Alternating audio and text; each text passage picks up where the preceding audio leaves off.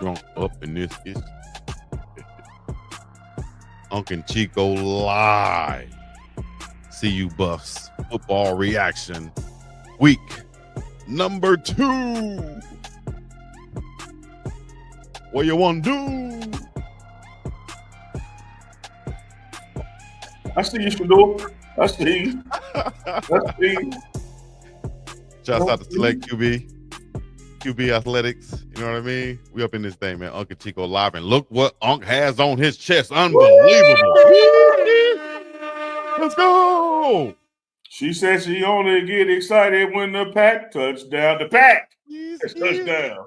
The UNK and Chico merch is official. It's out there. Get there. It can be in there like booty hair in your swimwear. All you got to do is order you some. Yeah. Monday when we go live. Live. You can pre-order right now. Just somehow just inbox us and just say, man, I want mine already. I'm gonna send my money already. Turn on, let me see the sleeves, huh? Oh man, you know, we got like BiggDogg Chico on one sleeve. We got the Pregame Network on the other sleeve. But Chico. Clean. I got 99 problems, but Uncle Chico ain't one. Don't forget you can get this one. Tag team champions, baby, for the 99 to the 2000 East. Let's go.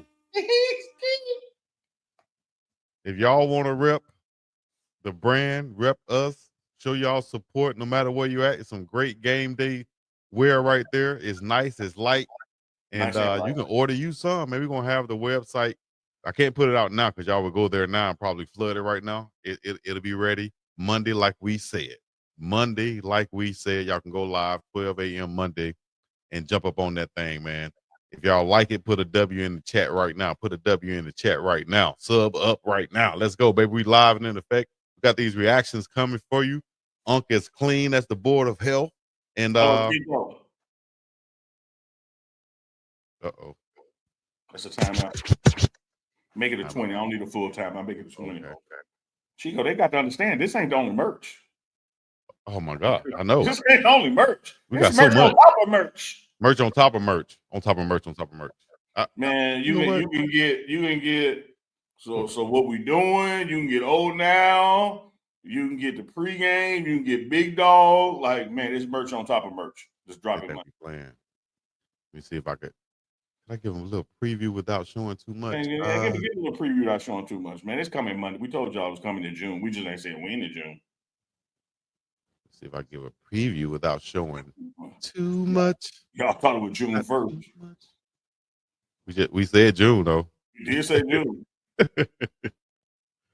Hey, double blessed twin mama. We can get some 98% on the ass pants for Chico. 90. We should have put 98 on there. That's what they said. No, they said they want the pants with 98 on the butt. I'm gonna do that. I'm gonna work on that. Watch. I think that's available we'll too. tell you this. You know, whether you're cleaning your countertop or washing your face, we do have the dog all-purpose rags dropping too. Yes. Stay tuned for those. Y'all let us know what y'all think about this right here, man. We have more coming. Y'all just stay tuned. If y'all like it, let us know. If y'all want to see more things, y'all want to see certain stuff, let us know because we coming with it, baby. Customized. And so what we doing in the black, Uncle Chico, Uncadelics coming also. Yeah, got the Uncadelics coming, and we got some scissors coming if you want to cut Chico off on the logo. If you just want Uncle shirt, we got some scissors coming. All right, that was a good one. I didn't think about that. All right. Speaking of good one, Chico. Speaking of a good one. What's a good one? Man, we had JJ on about a month ago. You gonna post a clip today because you know that ass will be coming. Chico, don't try to. That was just coincidence. I had that ready to go. I had it locked and loaded. That wasn't coincidence. You like, let me get the heat off me. JJ coming for your head, Chico. Man, that's my dog, man. JJ. Oh, Chico, back on the merch real quick. I want to tell the people this. Like, I'm rocking this right now. Like, even though it got sleeves, you can certainly wear this in the summer. It's lightweight. Or you can do like our model right there. In the winter, you put you a hoodie on and put it over the hoodie. So it's year round. It's year round. Got all different type of SKUs. Let us know what you like, and we got them coming for you. Ladies, we got crop top hoodies. Y'all see that right there? We got the box t-shirts with the logos on the side. We got the original OG pregame show logos. Yes. Yeah. Stay tuned, baby. Stay tuned. Y'all support us. Let us know. Put a W in the chat. We really appreciate it. Right now, Fat Dunn going live. Sean Roberts in the chat. Geraldo Ramos in the chat for show. Doubly blessed twin mommy. Lucius Davis. Look like he got on a suit jacket right now. Oh, yeah. If your name Lucius, you definitely got on some wingtips. Some Stacey Adams wingtips. And you just slapped somebody before hard. Yeah, hard. So Lucius. Hey, everybody got so excited about the merch, they forgot to check in where they're from. You know the rules. You got to tap in and let us know you're checking in from. The rules are the rules. Yeah, from North Carolina by way of Duval up in here, baby. What up, Duval? You know? Yes, indeed. All right. I see y'all in the chat. Shout out to Kyle Carpenter, athlete that just committed. Yes, we got a lot of guys just committed also. We also have a lot of guys. 3 big official visit weekends taking place the next 3 weekends. So, Chico, you asked for it. I ain't finna disclose their names. I am gonna say it, but I ain't gonna say no names. You asked for it, Chico, and you got it. Got 3 big Samoans visiting this weekend. Yes, indeed. Shout out to all the big Usos out there. You need them, man. It's like trying to listen. I'm just gonna say it like this: you need them.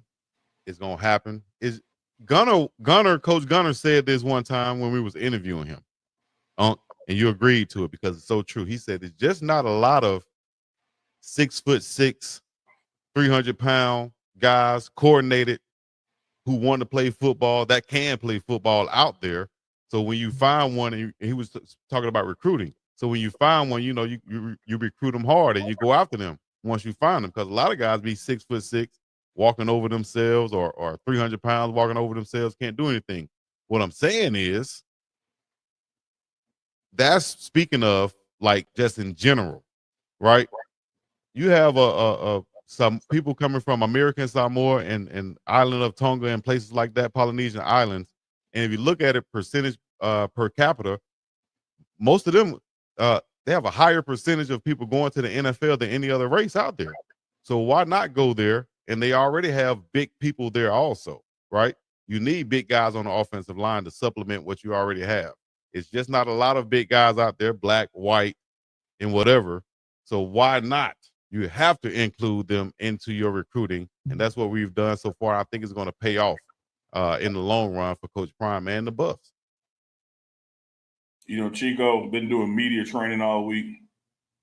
You just went about 35 seconds too long. Like, you did a perfect job of balancing race without talking about race, and then you just kept going, and you know, but Chico, excellent point. Okay, give me some media training on what you think and how you think I should have said it. It's just being straight up, because like you said, I was trying to, you know what I mean? Yeah. Certain but way. You got to quit when you were ahead. You won. You just kept talking. It was like a Euro step, but go ahead.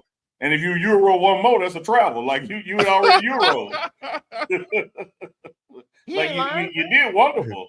I was trying to say it without being so, you know what I mean, overt about it. But I've been said it in the past. We need them. You did a great job, Chico. You did a wonderful job. You just talked 10 seconds to. It's like when you sell the car. When the person say, "Hey, deal, I'm gonna buy it." Now let me tell you one more thing. Now, shut up. Stop selling. You sold it, Chico. You sold it. Well, hey, it's going to pay off. It's going to pay off. Absolutely. Yes, indeed. Nice and smooth and funky. Oh, you ready to get to this? This right stuff here that we have right here that nobody else has. Y'all ready to react? Let us go. Let us know right now.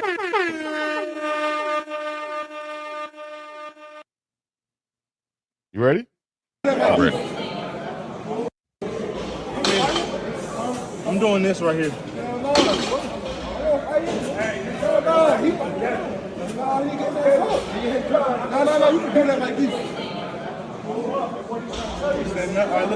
Speaking of Polynesians and Samoans, they might look at this. Some people might look at this and thinking about mixing. Mixing is a form of what they do with the kava root, and it looks like he's mixing right now, but he's not. He's actually building that grip strength. I'm assuming, because this is my first time watching this. Also, this is live reaction. That's like a pile of clay or sand right there that they're digging in and going right there. I could be wrong, or that could be just some powder for grip. What is it, Unc? Tell us. So first thing, it'd just be amazing if you would let the damn video play, and then no, this is a reaction video. We talking about it like this. But you're reacting wrong. It's a barrel of rice. Rice ain't just for putting your phone in when it get wet. Nothing like rice to get that grip going. But if you let the video play and hear what the players saying to each other. So I said sand, but it's rice. So come on, dog. Come on.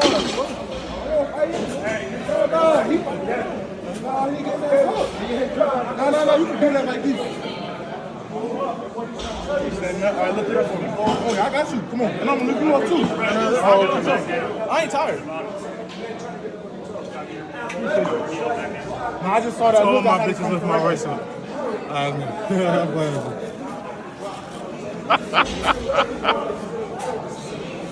thought rice was just for eating.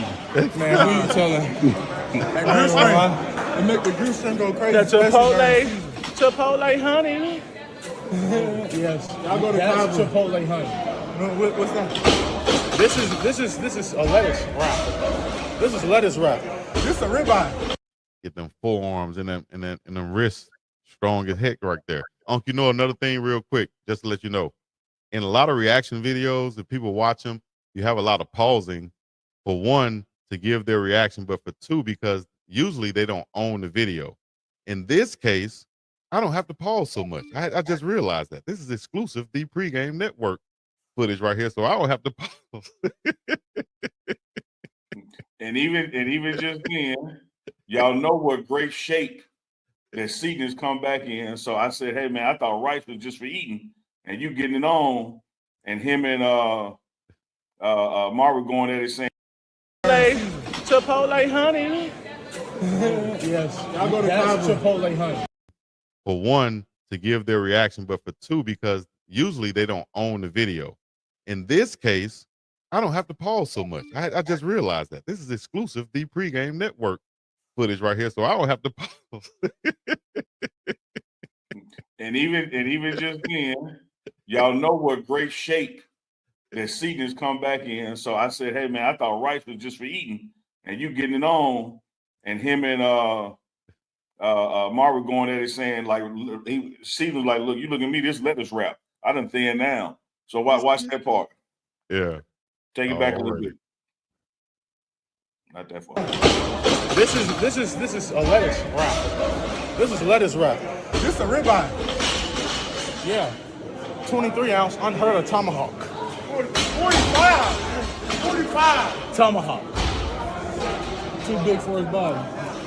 Hey, hold on. Why you? He's trying to bully me. Andre Gerard is trying to bully me. Never. It'll be you. Okay. What'd you say, Unc? I said Seaton told him he was too big for his body.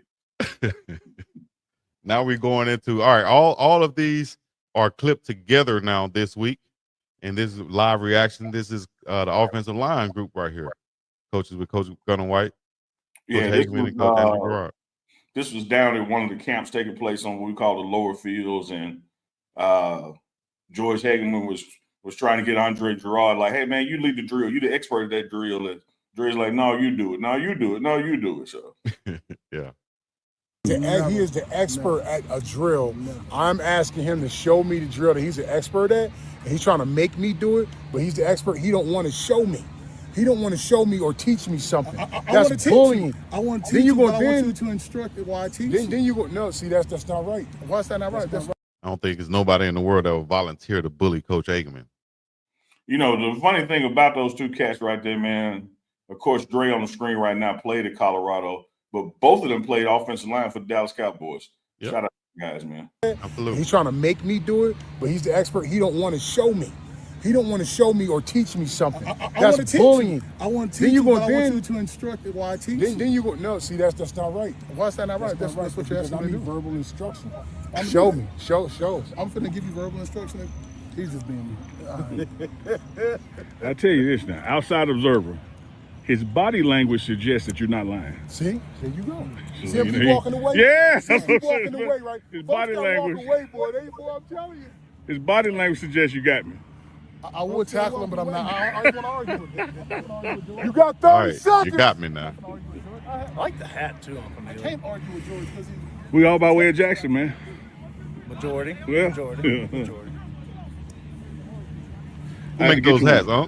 By way of Terry. That's right. That's cool too. All right, we're clipping right here. This camp once again. Eyes on the target. Because it costs you. Man, imagine being in high school and the NFL Super Bowl champion offensive lineman is giving you advice and you in 8th grade. Right. And you standing in his shadow like that, because you definitely he definitely casting a shadow over these little young fellas. Yeah. Making sure we step in with the right footwork, like that's important. But the most important thing, our group especially, our group is one. One person get a sack, that means we all got a sack.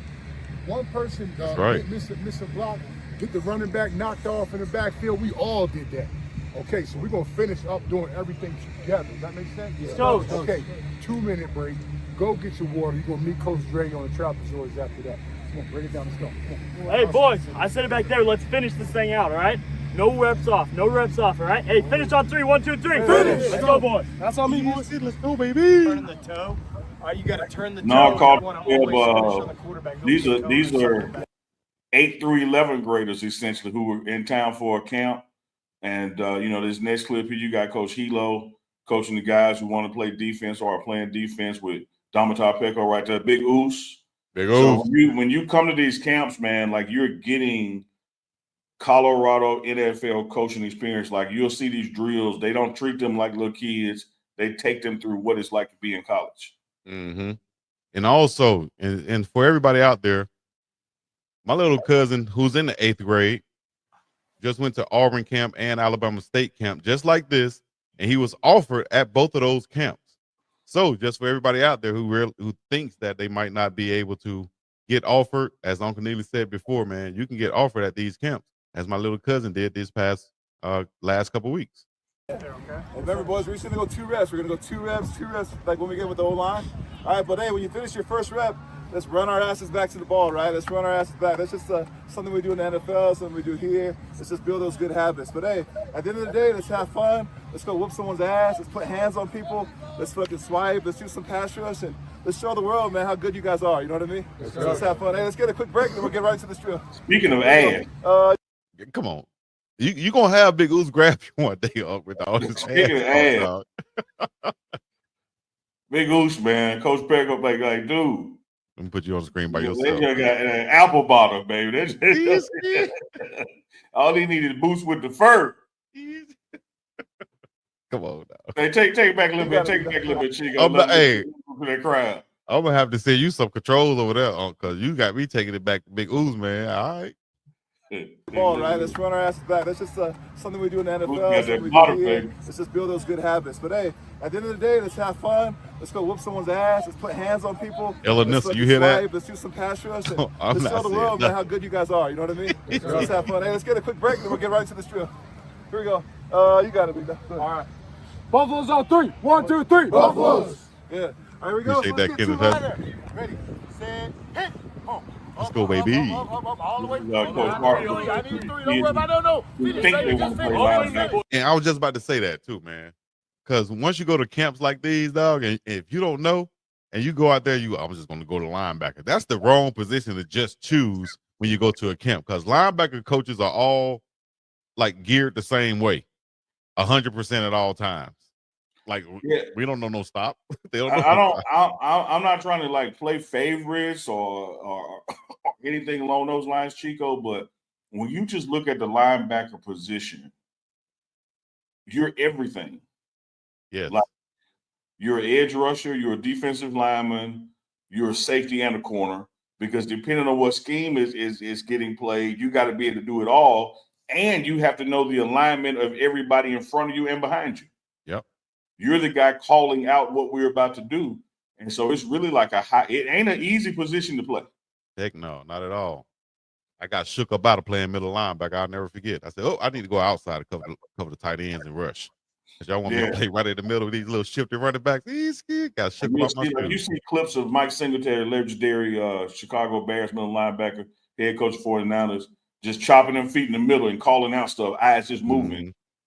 And so, like, that's part of what this bag drill is here. You got to be able to go left. Oh, wrong way. Go right. Oh, man. Yep. Like that agility. Exactly. It's all the way to me. Ready, set, hit. Come on. Nice. Eyes up. Get out of there. I want to see you put that foot in the ground and change direction, flip your hips and get through that goal line. Set, hit. Come on. There you go. Boom. Turn and run. Set, Love it. Hit. Come on, let's go. Get over. Come back. Hurry up. Change direction. Get back. Compete.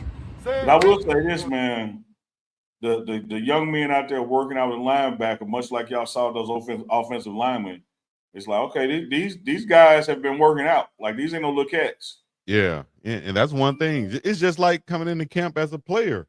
If you come into a camp trying to, get a scholarship or something, but you come in out of shape, like that's putting yourself in a bad position. What is it? Putting yourself behind the 8 ball. Like you're not looking to win right there. You're in a position to lose. Up, all the way to 3 now. I need 3. Don't worry about it. No. Finish, baby. Just finish. All the way to me, boys. You're going to run that camp. Hit. Come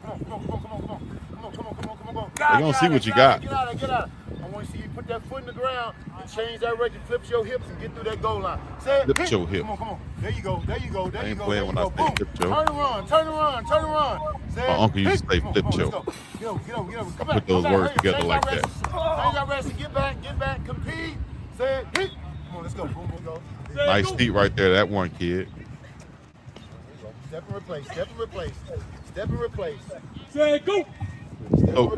Do you think, from what you know, were all the coaches out there, like position coaches out there going through their drills with the campers? Yeah, absolutely. Like while I'm right here with Andre Hart, on the other field, Jason Phillips was working the guys who want to play receiver. Okay. On the opposite end, Brett Bartolone is working the guys that want to play tight end. There's Gunnar White with the offensive line again. So these campers getting real deal drills and coaching from real deal Colorado coaches. And you're going to see coming up in the clip, you're going to hear Jason Phillips talking to the little kids in the team meeting, and it ain't no, hey man, let's y'all are just little kids. We're gonna go through the motions. Like, he letting them know. Yeah, no doubt. I ain't mean to talk over Gunnar White, man. Go ahead, Gunnar. You got it. My bad. You can take it back a little bit. That's like 365% better. Okay?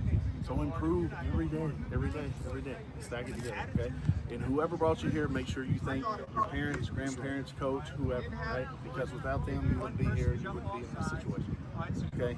Always be appreciative and love the ones that love you. All right? Okay. So any questions? So, all right. Look, get a break.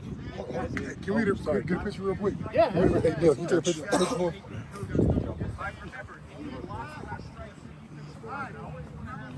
Get on in there, fellas. Man, they remember this forever, man.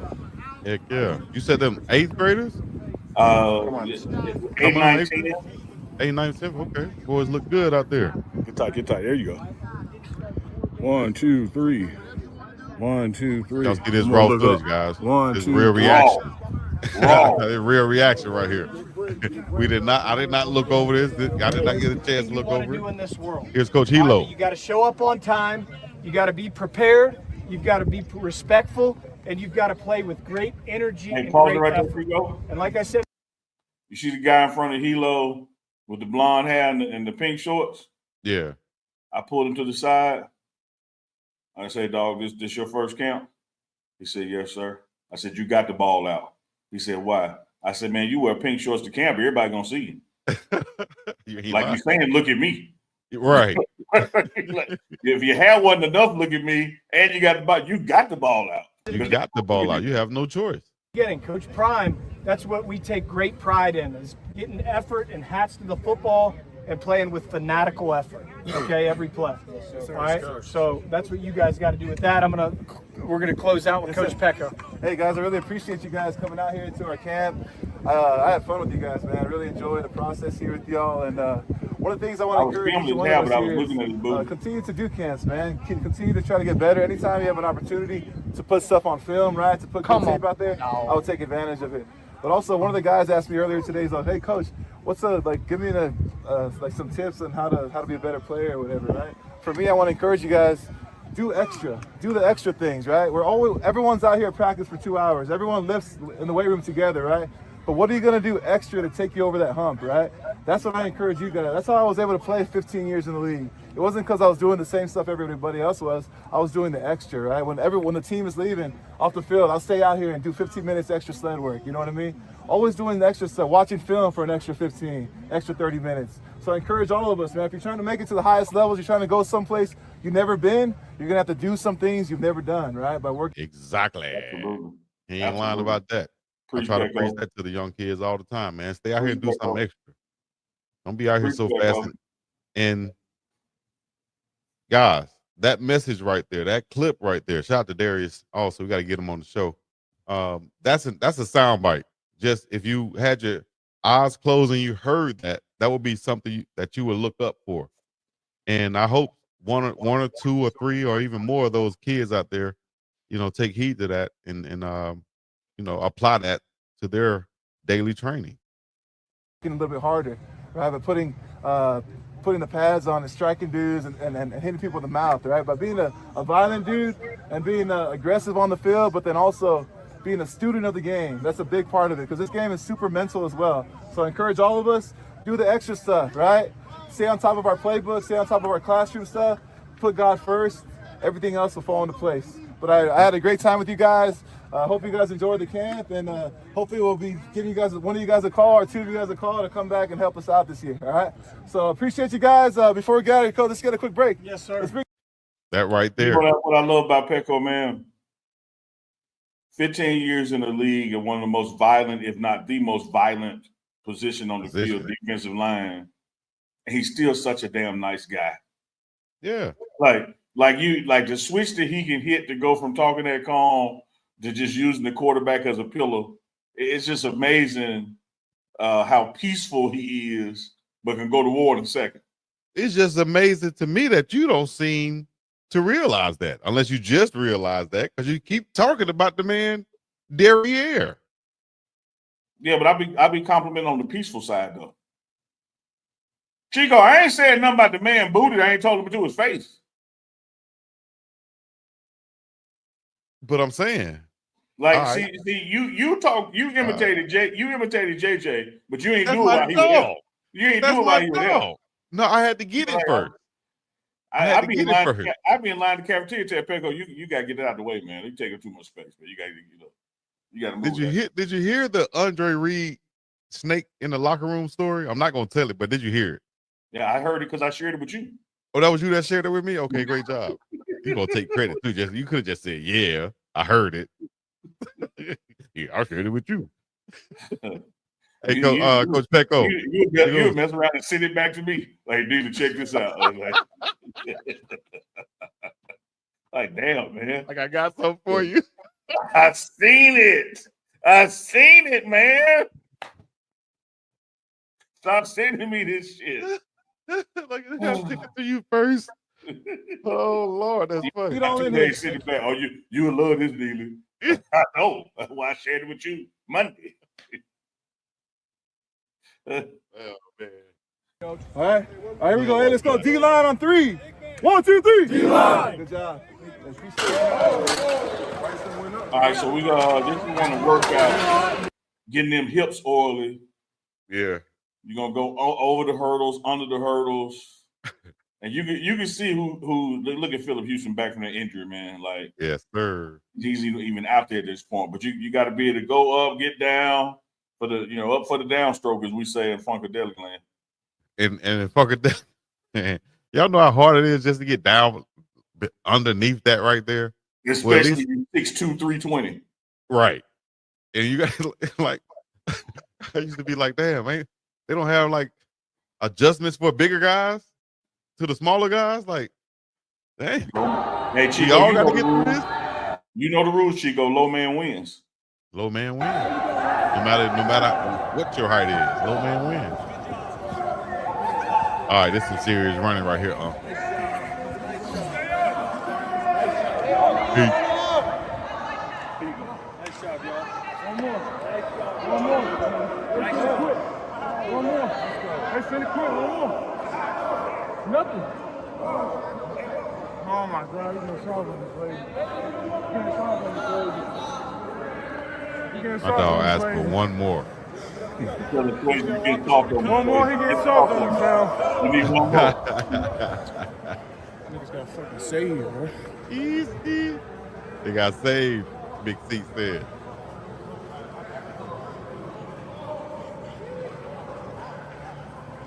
Woo. It's some guys out there that's gonna accept the challenge and step up to it. And I think there's more guys out there because of the recruiting that's going on. There's more guys out there that's of that mindset that they accept that challenge. It was some guys, it was more guys probably on some of the teams I played on that would be trying to fight a guy like Jordan Seaton rather than use that energy to run one more. They'll be using the energy to be like, man, shut up, what you doing? Da, da, da. Like, bro, that same energy, you got one more in you. Like, but you that joker to be in class and the bell about to ring. Hey, Miss Jones, was you gonna take up the homework you assigned? No, everybody like Chico, that's different. See, that's different. You gotta do far now, big body. We try to get better, not do extra work. That's not academically trying to get better. Hey man, we here for football. What'd you say? He ain't lying. Let's go, coach. I know we can go right now. 30 keys. I know that. I know we can go 30. Hey, listen. Hey, it's not saving you. I want you to master the program. So, hey, come on in, and y'all fighting. But that's how it's gonna be. When you get in great shape like y'all are, remember on point. We on schedule. We got to now attack the weight room. I need specialists to take over. When you're in shape like y'all are, your mental is on point. Message. Specialists, receivers, specialist receivers, y'all inside the weight room. Big. We're gonna go straight to the ground for core first, and then hurdle mobility. As I give him the command. All right. We're going to the women's camp now. Yeah, I'll go through it. All right. Linebacker station.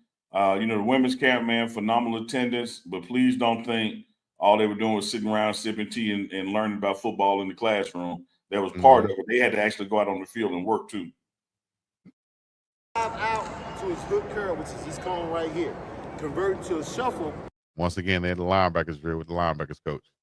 He ain't gonna take it easy on them. Then he's gonna trigger on this bag. All right, trigger on this bag, and he's gonna fire. Straight forward, go through the hips, and make the tackle. All right. So any kids you don't like right now that you birthed, all right, or they owe you money, think of them as this right here. All right, and you take them down. All right. So here's an example. Ready, set, hit, boom, drive out. That's Montrez, ain't it? Boom, bang. Montrez Walker. You want to do that so bad, don't you?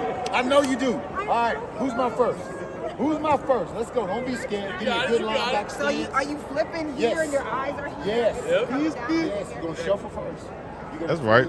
Athlete. Shuffle. Then I'm going to trigger you. You're going to hit it. Okay. All right, here we go. So we're flipping here, though. Yep. Yes. Flip them hips. 45 degrees right there. You want Superman? Ready. Good stance. Ready, set, hit. Get back. There shuffle. You go. Trigger. That's what I'm talking about. That's how you hit. Come on, let's go. Here we go. Good linebackers right now. That was ready. perfect. Hit. The coach getting into a good linebackers right now. Yeah. There you go. That's how you That's how you do everything else attack. That's fine. That's fine. Here we go. Ready, set, hit. Good. Shuffle. Good. Trigger. There you go. Good job. Wait, what? She said she didn't want to hit it? She said she just recently had hip surgery.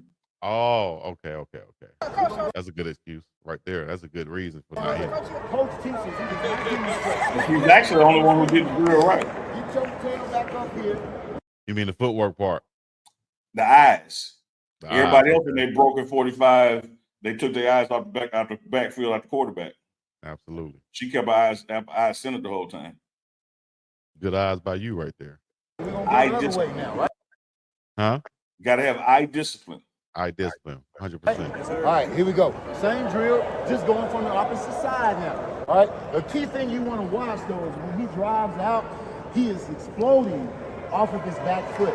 We don't want to just open up and go. We want to explode off the back foot, creating distance because we got to get to the hash, okay? All right, that's why it's called a drive, because we're into the boundary and I got to get to my landing mark that's way over there. Once again, if you're just watching us, just tuning in, this is UNK Chico Live. This is week 2 of our reactions. Right now, the Colorado Buffaloes workouts. I want to see what it's like to beat Chico. No, doesn't feel nice.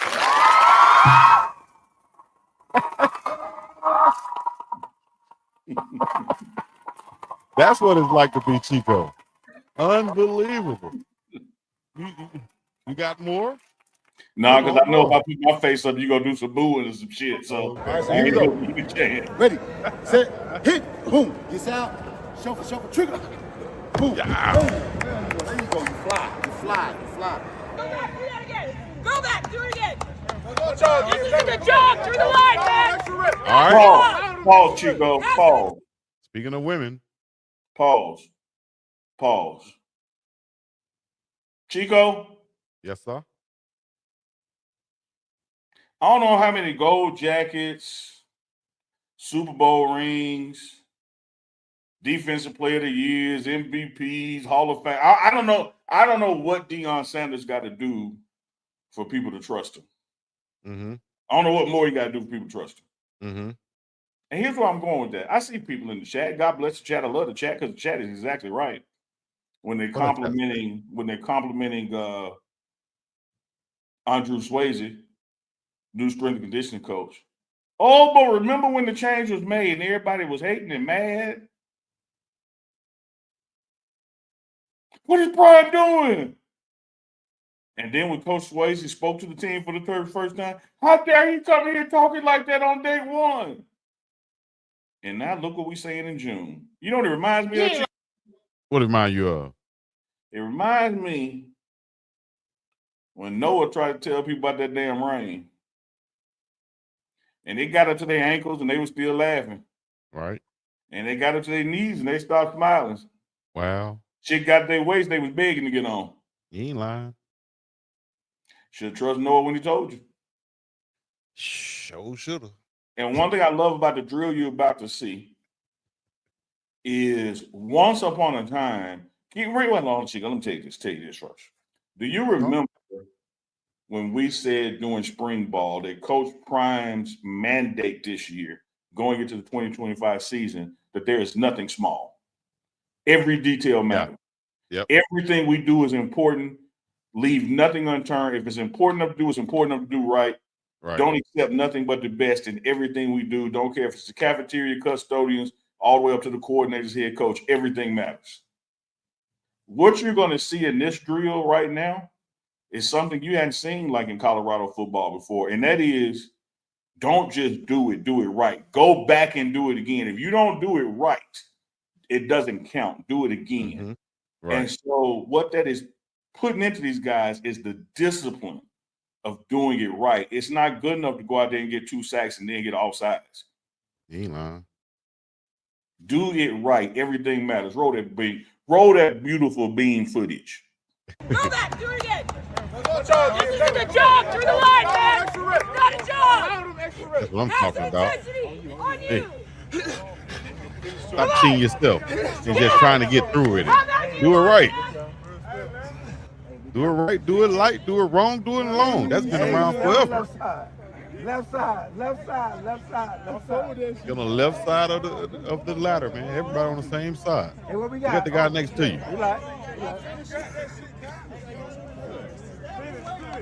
Hey. Big Yaya looking good out there. Like you're gonna be ready to go. Hey, good job. Sounded confident also. Man. Let's go. Icky shuffle. Icky shuffle. One in, one out, one in, one out, one in, one out, one in, one out. Get out of there. Let's go. good. They used to call him the ladder man, Sweet feet.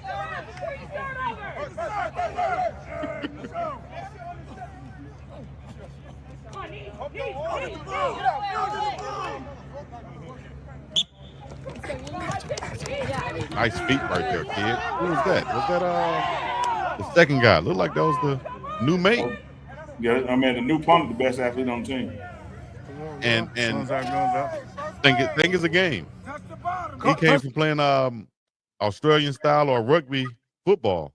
I don't give a damn. I don't give a damn. He could have been playing Uno in his mama basement. I'm telling y'all right now, the new punter is the best athlete on the team.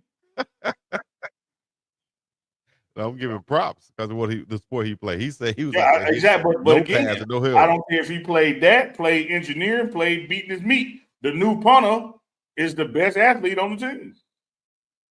Beating his meat, prepping his meat is what I'm saying. I don't care what he played. I don't care what he did to get here.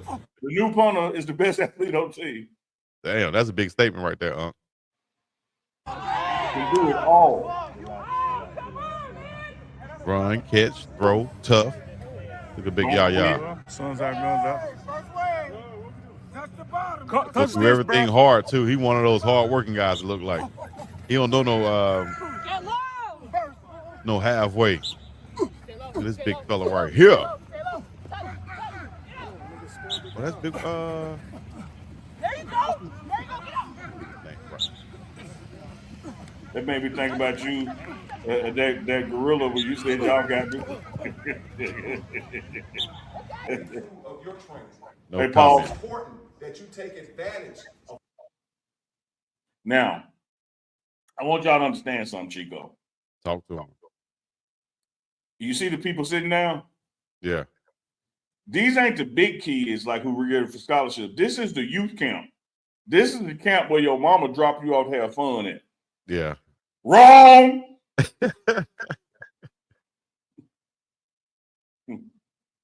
No, sir. Jason Phillips said, if y'all gonna be here, y'all gonna do it like we do it. Move down front, take them damn hats off. Just like that too. Yeah. Not please take your hat off. No. Hey guys, how you doing? Man, we got time for that. He talked to these jokers like they was here for freshman orientation and they 7 years old. Because he said the standard is the standard. Yeah. Jay Phillips. All the training. No surprise. If y'all don't know Jason Phillips, he's the wide receiver coach. Played at the University of Houston. He was the leading receiver in the nation 2 years in a row. And his quarterback, Andre Ware, won the Heisman Trophy. 100%. Houston. In this last day of this camp, it's important. Yes, some of you will be out of position. Some of you will be learning new positions. Let me tell you this. You are learning the game of football. The more you know about the game of football, the better individual player you will be. But it requires you to understand and learn the game. It requires you to understand and learn the game. So make sure you're paying attention. This is not a place where you come joke around and play around. We will not tolerate that. Whatever happened yesterday was yesterday. Whatever little kid got out of the car, kissed their mom, got their little lunch, and left, and the mama said, "Go have fun." He was like, "Okay." Hey, that little white boy said, "Bullshit." Them joker went home with the bed, didn't they? With the sleep. What? She called her girlfriends talking about it. Girl, he went straight to bed. There's a new day. We do things differently here.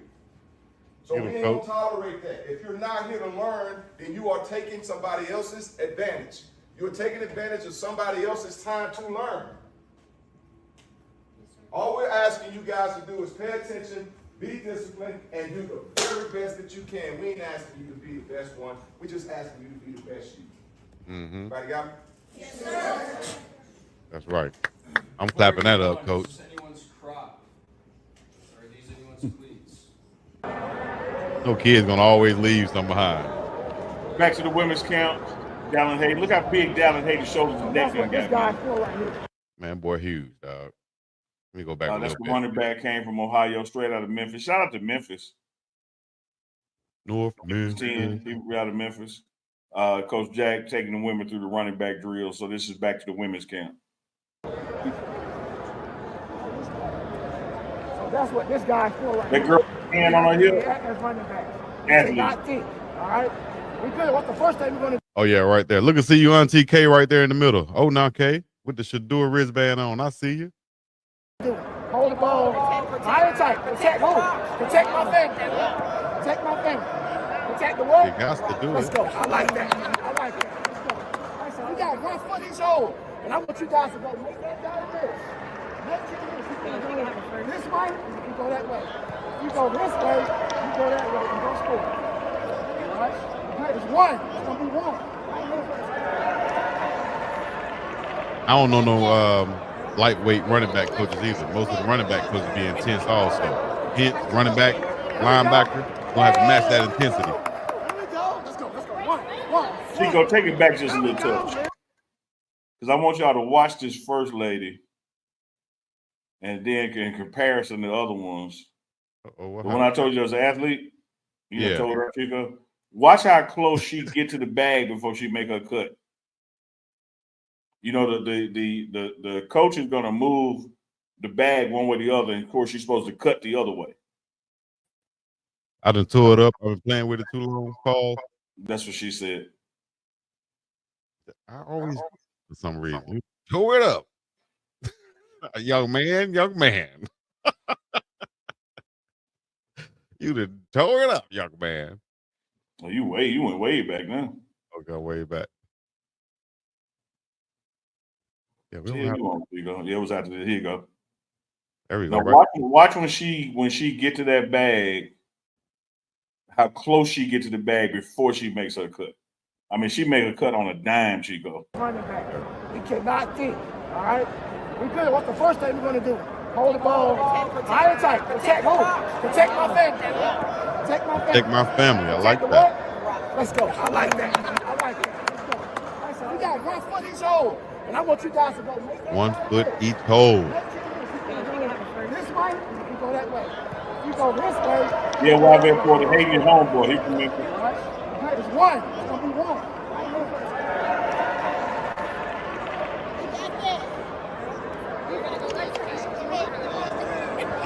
You're right. Here we go. Hey, Nice cut. That ain't easy to do either. There we go. Get him on, K. One. There we go. Go score. Let's go. We got one each. One foot. There we go. Go score. There we go. Protect. Hold that ball. Fumble that ball. Auntie too. Auntie got the nice shoes on out there. I see with the primes on the sock with the hairdo. Nice. We back up top. It's fine. I know you excited. We're back up top. All right. Hey man, Yeah, they're all mixed in, all different ways. Where we going right here? I mean, you finna see some good hips right here. Pause. Big Hudson. Who just hit right there? Somebody just hit. It don't matter who, but somebody hit. I know that ain't no good feeling. I'll tell you that much.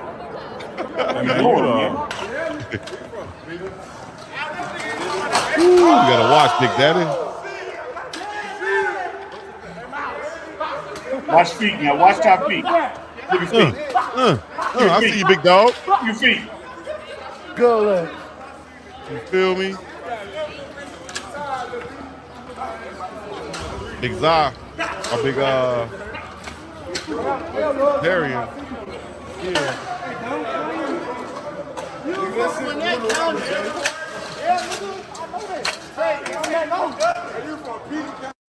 Hey man, them big boys be putting that work in. When you got big, nice, fluid hips like that, with that explosion and that quickness and that strength that they have, we're gonna be nice and solid up front. Somebody asked about Amari McNeil's new frame. Look like he's gained at least 10 to 15 pounds. I think he was listed at like 285 last year, 290. He's listed on the roster right now at 300, and he's looking 300, 305, 310, meaning that he's getting a lot more stout up the middle and putting in on that work with Coach Swayze. Agreed. So you tore it up again. You pair that. Oh no, that was it. That was the last video. Oh, okay, cool. Sorry. Okay. You waiting for another video. You look. Now you be tearing shit up, Chico. Wreck-It Ralph, ain't it? Wreck-It Ralph.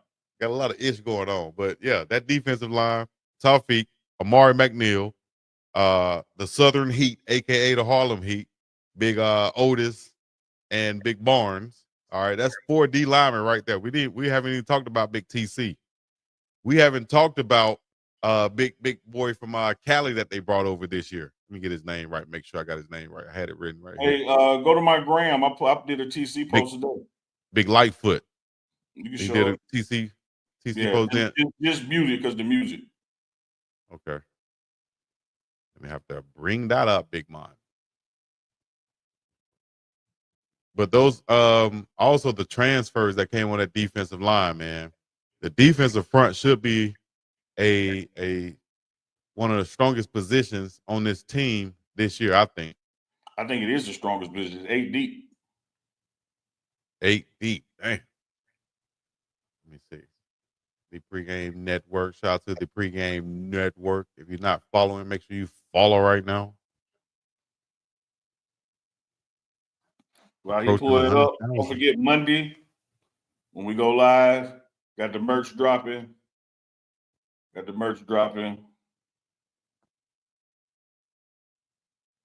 Yes, sir. $55 super chat. Appreciate that, Lando. Uncle Chico, how you think the boys will do against Georgia Tech? We're gonna win. What you mean? What you think? These boys are gonna be hungry and with something to prove. Where LFJ come from? Man, you talking about TC coming back from a major knee surgery, man, putting in the work out there. We don't need to chat, Chico. We just like to can we watch him lift weights? I just wanted to see what you commented on, what you said. You can call him Tar and you can call him TC, but whatever you do, don't call it a comeback. He been here for years, rocking him. It's sucker speed. Think of it down like a monsoon.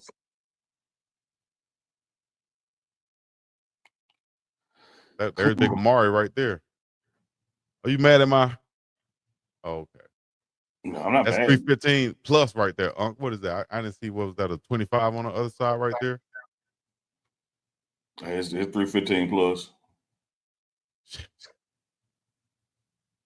I remember them days.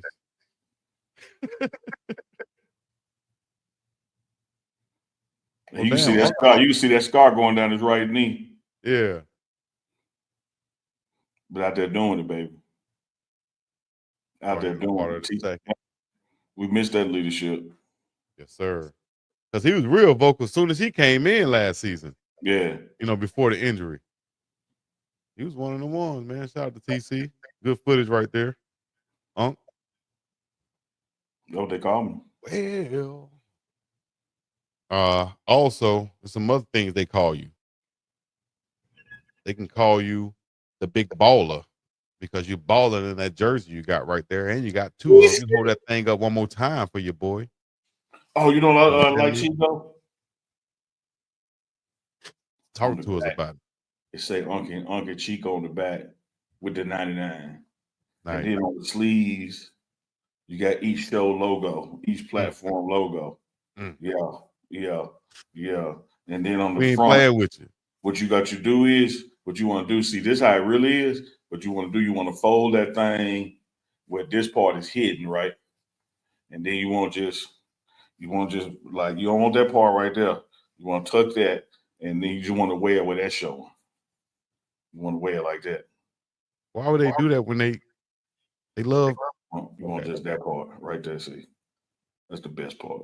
Put a W in the chat if y'all like this merch right here. These are the jersey ones, like the long sleeve jersey y'all see Unc rocking, or y'all see me rocking. And then, like, if you spill something on your countertop, or you got like some Armor oil on your tires, then you use this part. Use this part right here. You was right the first time. see how God did it? You was right the first time. Use this part right here. We'll show his face. I be forgetting the camera opposite, so I had it the wrong way. Hey, that's how you know the Lord don't like ugly, man. Right, look, God don't like ugly, boy. Use this side right here. For all your Yeah. speakers and, you know. Hey, so no UNK and Chico show tomorrow live, but Monday morning for the morning run, we're going to have a special link for you guys. All right. Yeah. Where you click on the link and it'll take you to the website where you can order a t-shirt like this, a hockey jersey like this, athletic type polyester type jersey like this with the short sleeve, like made out of that same material, but it's short sleeve. You can order that. You have cut off crop shirts for the girls. You got the box shirts for the women. Hell, let's show some pictures, Chico. You know that cutoff shirt for you. When we were talking about the merch, you like, do you mind if I get like That's a lie. Don't even say it. Say, go ahead, Chico. Just put one on there.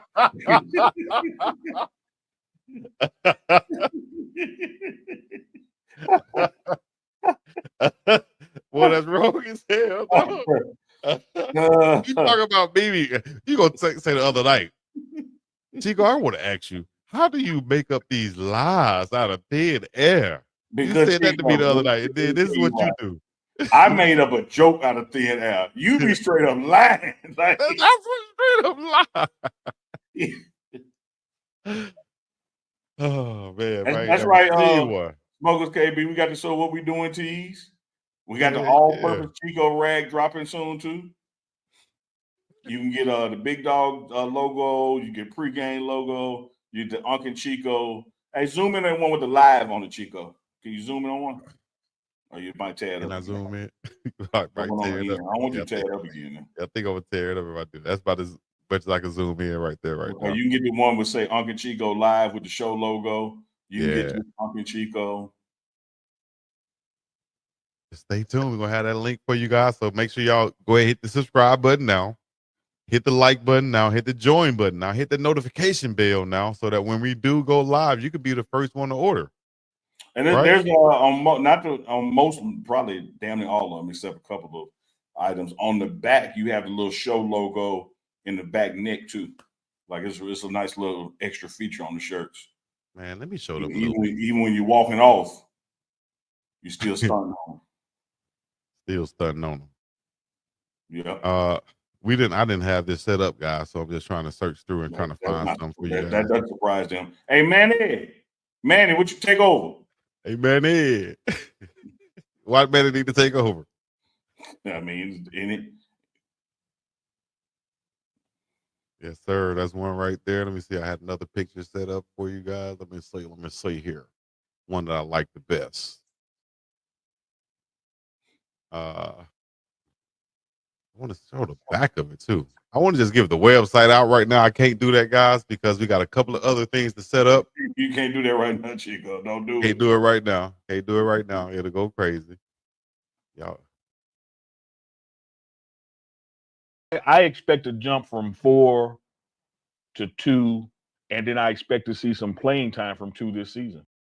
When you look at what happened with rookie minicamp, with OTAs, organized team activities, now what's happened with minicamp 2 days in, that's 3/4 of the process. The next process is full-blown camp in July.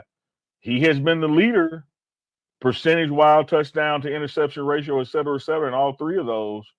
I'm really anticipating that continues in July camp, which it will, that about that second or third preseason game, he goes from QB4 to QB2.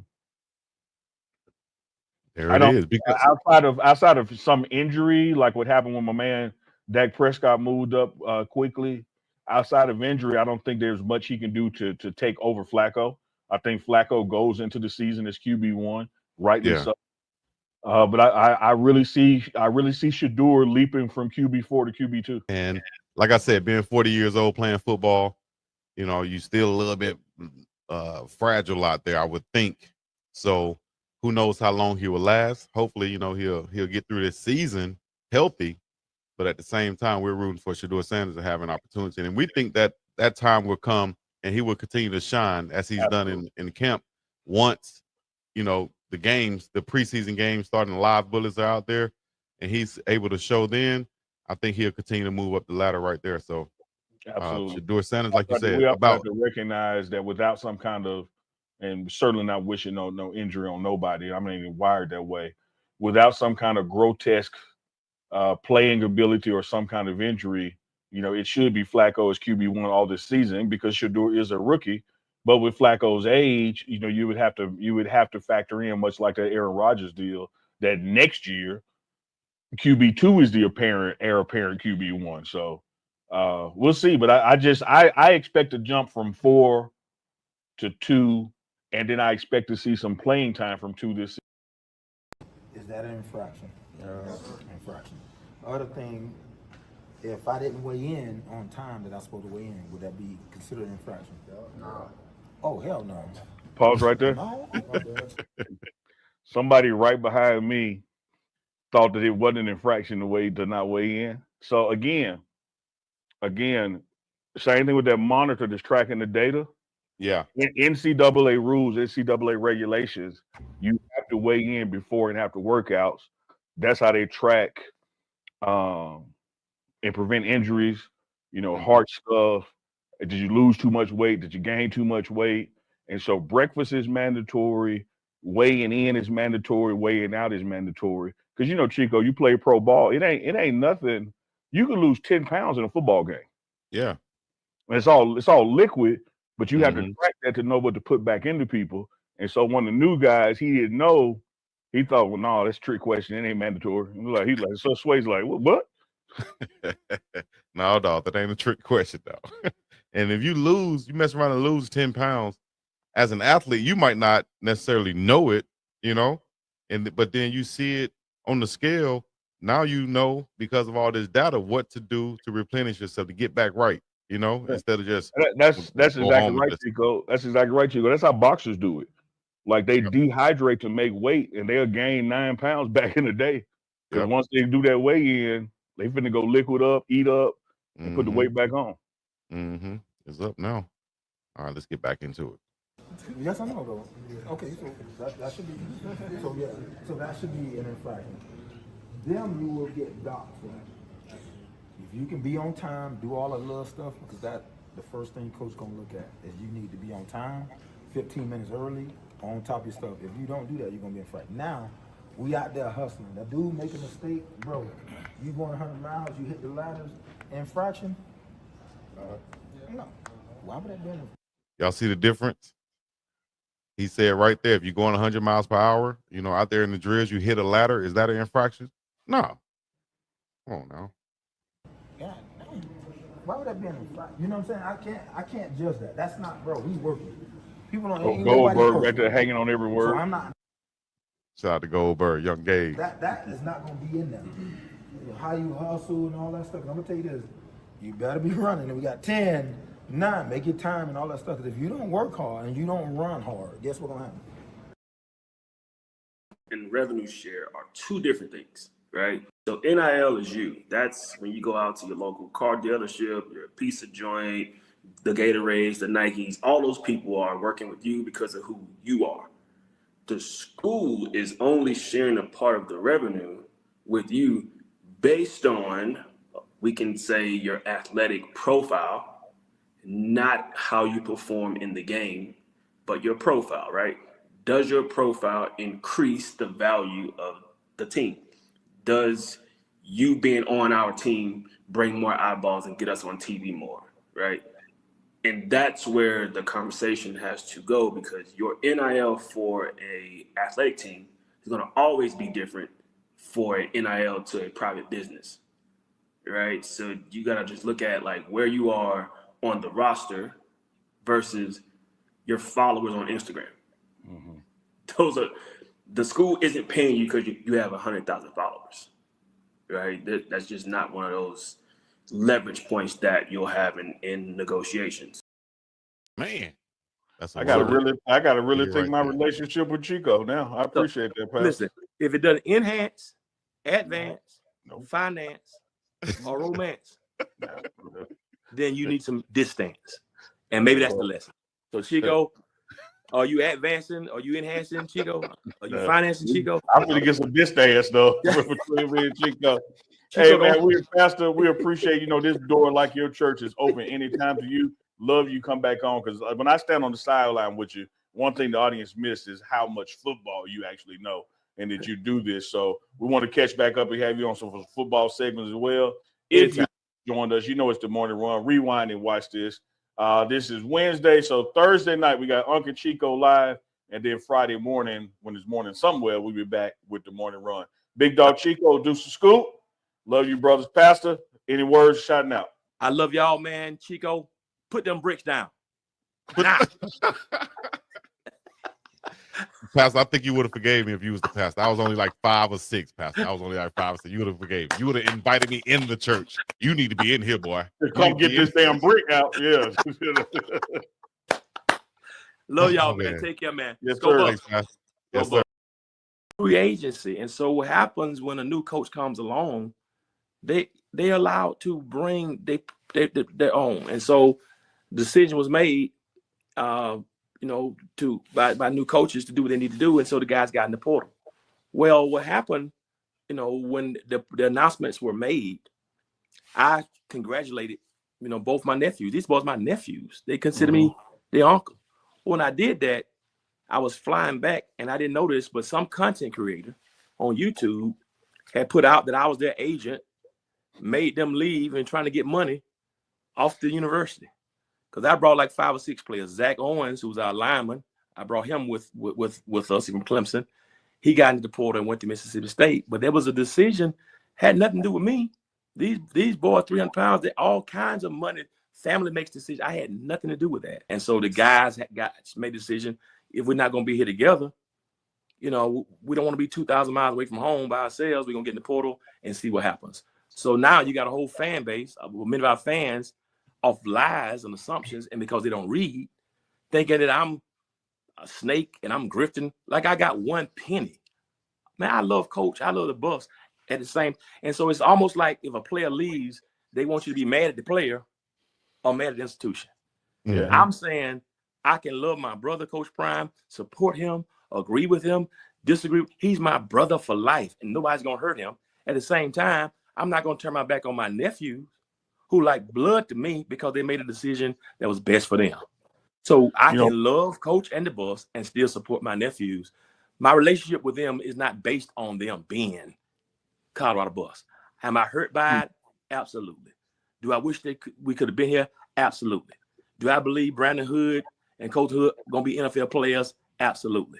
But based on this scenario and how everything worked out, it just didn't work out in this instance. They're going to be fine. They're going to be great. They come from great stock, and the Buffs are going to continue to be great. I don't know why we got to have I think you told me, Neely, why we got to have a villain. I wish it could have worked out differently. I wish, because I know they both can be incredible assets. But I also know people come and go in the portal all the time, and we're going to be all right. And nobody's going to make me choose between the two. I'm not going to choose. I'm not going to choose either the Colorado or choose my nephews. It'll never happen. I'm going to be just as different and just as loving to all of them. And I hope to get a chance to talk to Coach Mathis. I wish he'd have reached out so I could, because he know this is what happened. I'm not lying, but it makes me like I was a liar, and this is the truth. I ain't got nothing to lie about. I don't get paid from this. I don't have nothing to lie about. Yeah. No, we know you're not lying. No, you're not hiding. You're speaking your truth and standing on your business. A lie unchallenged can become the truth, and I appreciate Pastor coming on and telling his truth, the truth. He was a part of these conversations. He's a part of both sets of families and the organization, because you're exactly right. You are entitled to your own opinion, but you're not entitled to your own facts.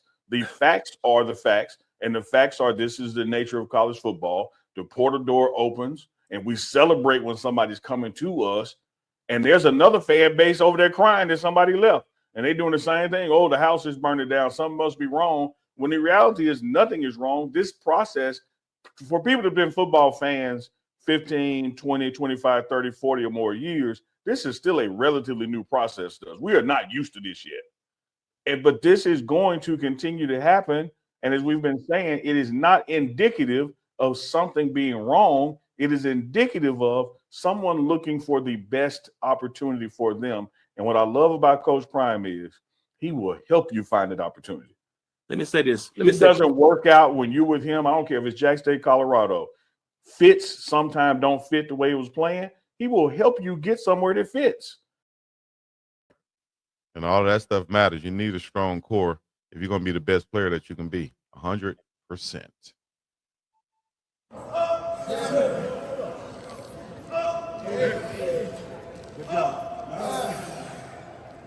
Just sitting up. Hey, come on up. Come on up. 6 more. Big Toffee. Big Jordan. Come on, Friday. Last one. Call him out. Come out, Jordan. Damn, man, child right there. Get the child part. Grown man. 15 crunches, 10 jackknives, and 5 figure for 20. I got 10 seconds. What do you say? 15 crunches and how many jackknives? 15 crunches, 10 jackknives, and 5 figure for 20. I got 10 seconds. Damn, my stomach hurt. More additional round, Chico. Like that ain't it. Damn. I see it's not it. They're probably on there trying to search for it right now, but we're not gonna let no orders go through. All right, one more picture I just wanted to show so y'all can see the back of we got all of the backs are not the same. This is one thing about this. Now, if you don't like one SKU, you can look at another one. Just click on the next one. You might see something you like. You might see somewhere you can advertise a lot and have a lot of stuff on the back, or you might see something that has absolutely nothing on the back. You might see something that has UNK Chico on the back, 99 on the back, or just a small logo, pregame on the back. A lot of things is something for everybody. You could change the colors from black to pink if you want to. We got some of those available. You can change from white to black, orange, whatever. You can pick your color, pick your size, make the order, and we'll ship it out to you. You should get it within about 12 to 14 days. Yeah. It's looking like the shipping average is closer to 10, but 12 at the most. And even when the season comes and there are themes for the game, like military or blackout or pink in October, that merch will drop in enough time before those games that you can have it. Right. So, hey, here we go. Why didn't y'all go with 98? We're going to go with 98 on the pants, I guess, then. I need to make some special 98. That's yours. I don't want to be on that one. Put 98 on his and 2 on mine. I don't want We're going to put Chris on yours or Punk on yours. How about that? We're going to put Chico as a Punk. And we're going to spell it right this time. Yeah, we got hats and Scullies because you know it get cold in Colorado. Also, we got the Uncadelic Scullies coming. You know, they're like Uncadelics right across there, embroidered. Also, gonna have some embroidery. Also, so listen, man, just hey, Unc get a lot of stuff. Time to put on the Scully.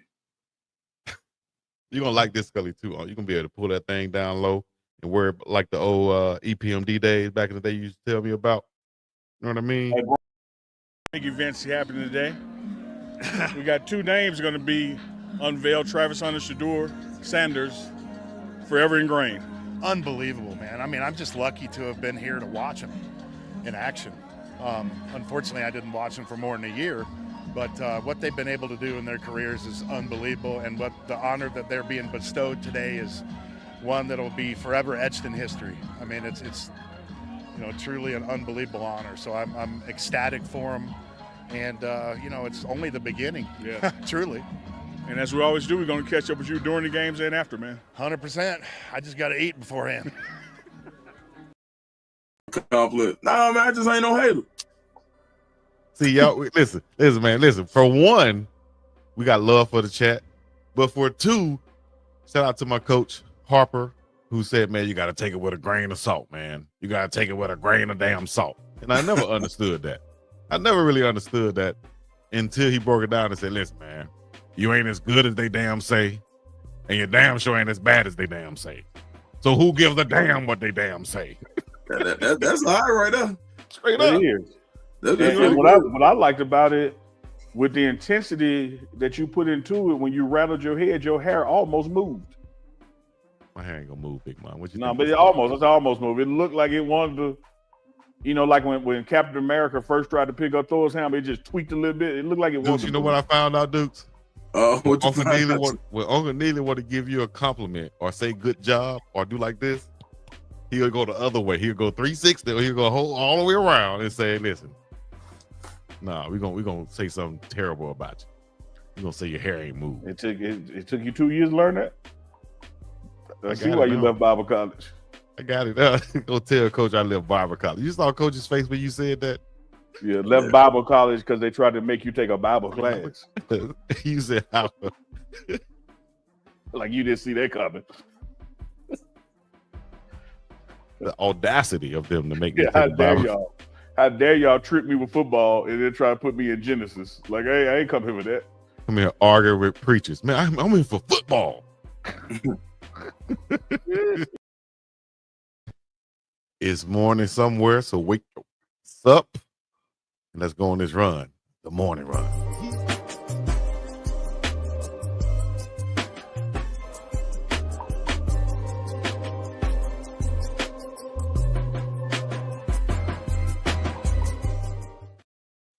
(11 a.m. Mountain Time, 1 p.m. Eastern Time, 7 a.m. Hawaii time. It's morning somewhere. Shout out to everybody checking in all across the world. If I can get it out the right way. We are your hosts, Big Dog Chico, Philip Dukes, and Uncle Neely. We have some special guests coming on with us today, but we would have a nice little discussion before we bring on our 3 guests. Good morning, fellas. How are you guys doing? Hey, doing good, brother. You know, you brought an interesting point up. Yeah. Is it called Hawaii time? What is it called out there? I love when you put me on the spot.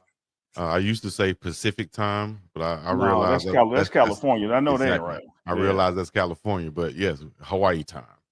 You know, Hawaii time. So in other words, he don't know, y'all. Like he don't know the time. He don't know the time zone in which he lives. It's probably something like Samoan Cinco time or something.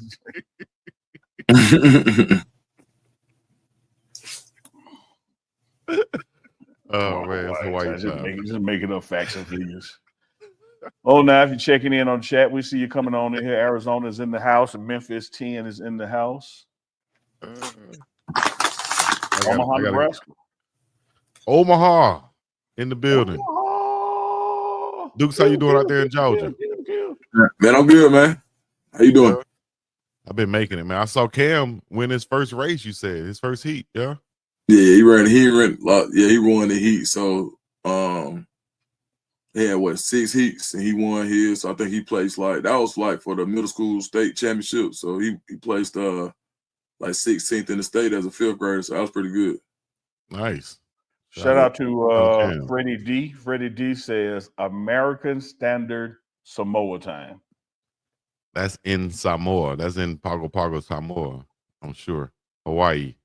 And Chico, also, I think it's Alaskan time too. Huh? I said you went from not knowing to chat. Freddie, get out of the chat. Fight Chico. That's what I'm talking about. Come fight. Hawaii time. Then Carlton Webb says Hawaii Aleutian standard time. Yeah, you can say that too, but Hawaii. It's Hawaii time. We say Hawaii time out here. Like I said, when I first came out here, I said I thought it was Pacific time. And then I was like, nah, dog. You're on a whole different, time zone in California. I'm like, damn, we that far? I thought it was, like you said before, man, I thought it was just right there off the coast of California. Man, I ain't know. When you told me it's like a 6-hour flight from Hawaii until you get to the mainland, I ain't know. Yeah, exactly. Why you make Aunt sound like that? Because he always shoots shots. Hey, those shots just. Hey, speaking of shooting shots, Dukes. Yo. You talk basketball with somebody that know basketball. Me? I don't feel like talking. You talk to Duke today, Unc. Yeah, no, what I said. Basketball too, Unc. I'm gonna talk to Duke, somebody that know basketball. You and I, Dukes, have talked about how some of these stats and records that used to matter don't matter when you don't like the person. Like, for instance, when Oscar Robertson averaged a triple-double, it was the gold standard of basketball. Then when Russ came and did it, everybody's like, oh, no, it don't mean that much. I don't mean something again now that the Joker has done it. He averaged a triple-double this season, man. Yeah, I think especially for people who want to kind of say that he's one of the top centers of all time. And when you look generationally, like you said, you're like my father's generations caught the tail end of the Kareems and that type deal. So for the young people, Joker may be the best of their generation. But yeah, I think they definitely gonna hype that up. I mean, just to keep it a buck. And not to say he don't deserve it. I think he's a great player. But yeah, I think when Russell did it, man, it's almost like he got struck from the history books. Like I was reading that, and I was like, is he the first person to ever done it? And Russell Westbrook did it multiple times. Yeah. But it's almost like, you know, who Russ is and has kind of it's kind of been like struck from the record book. So I don't know. I think that's a very good point. I hope I would like to see how that works itself out. Chat, y'all correct me if I'm wrong. If we had an intern, he could do it too, but you know, he don't be paying attention. I want to say Russ has done it 3 times. Yeah, I think it's 3. I want to say he has averaged a triple-double 3 times in his career.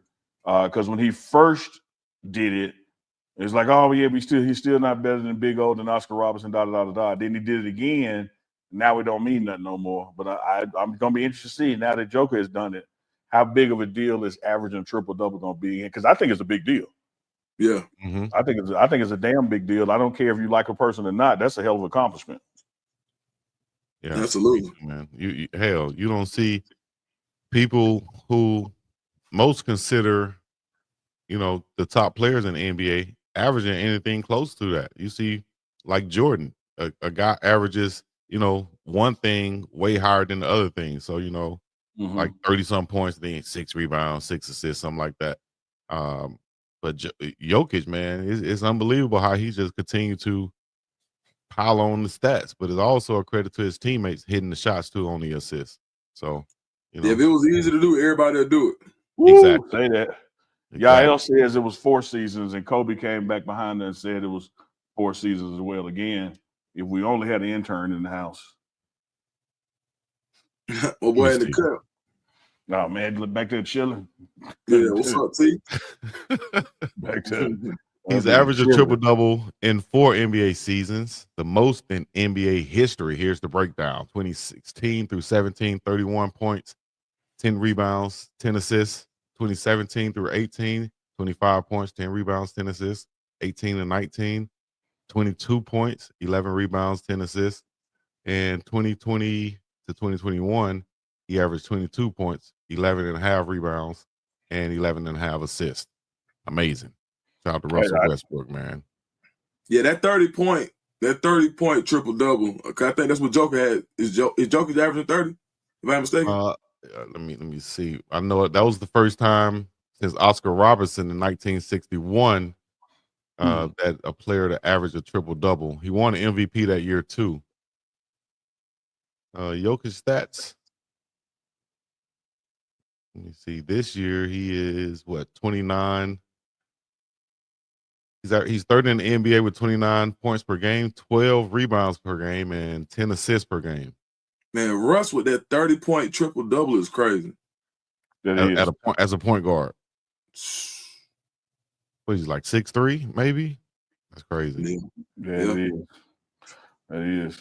And Jokic, you could say Jokic is crazy too. A slow-footed Slovenian who wasn't expected to, you know, do much. What was he drafted in the 2nd round, late round, whatever?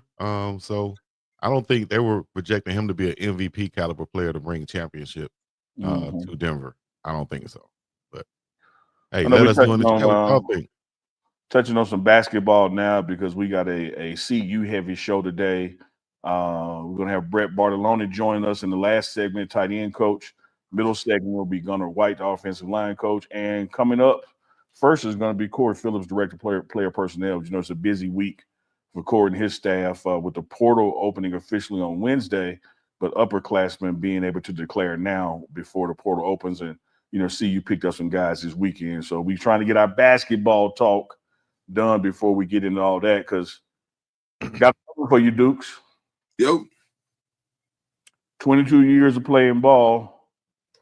His streak, the longest streak in NBA history of averaging 25 points a season. LeBron averaged 24.4 this year and brought the 25-point streak to an end. What a damn run. Incredible. It's a testament to not only his skill, but to his endurance and the things that you put on the court physically also pretty much tell the story of what you did with your body off the court. For him to be able to maintain that level of play for that long, like right now, LeBron is younger than me, but if I can't sprint. Right now, if I sprint, it's gonna be a long couple weeks for me. Like I can't sprint. Like I just can't. I mean, I'm only 42. I think LeBron, what, 40? Yeah. So just that, I'm just flabbergasted at how athletic he is at 40 years old. And 40 years old is when they fell off the cliff for me. Like I said on the when I was on the hot mic, I was telling one of the scouts, I was like, hey man, when they hit 40, buddy, it was over for me. And so to see what he's doing at 40 years old in that tip-top condition, man, it just is. You gotta pay your respects to him as not only a great basketball player, but also somebody who's really fit and took care of their body. And get this, BiggDogg and Dukes, it didn't go from 25 plus down to like 16 or down to 12 or down to 8. It went to 24. 24.4. That's crazy. He's still right there. Yeah, for sure. Dang, man. Now you want to know. Now it's like, how old was Jordan when he left? Man, if we had an intern. I think Jordan's what, like his final 40? year? Yeah, be what, 40 maybe? Yeah, he played into that. Yeah, he played into 40. And just from the eye test, like Jordan ain't look nothing like LeBron did physically. No, he didn't even look like the same Jordan. No. Yeah, and you saw LeBron put on weight, but it was different. You know what I mean? Yeah. I think LeBron could put on weight and be a legit power forward for 5 or 6 years in the league or something like that. Michael Jordan was 40 years old when he retired the third time, which was the final time after playing 2 seasons with the Washington Wizards. Retired for good at the age of 40. And Dukes brought up a point. I'm laughing because it was partly true for me too, in a sense. But it was funny how he said it. You know, he was like, man, hey, I'm and I can't sprint. And I was like, damn, I thought about that the other day. It's true. It's called father. There's 2 things that's undefeated in the world. Get your pencil out. Definitely Father Time. There's 2 things undefeated. That's Father Time and Coochie. All right. They ain't never lost. Never will lose. He ain't lying. LeVar Ball never lost. But look, Dukes, write it down, Dukes. Father Time. Father Time. And Coochie. And they ain't never lost. Is that with a K or a C? It's with a C, double O, CHIE. Whoa. All right. Ain't never lost. That's not Cochise. This is not not Cochise. Okay. Undefeated. Hey man, that is true though. That's yeah. Dukes, we talked about this last night a little bit. Wow.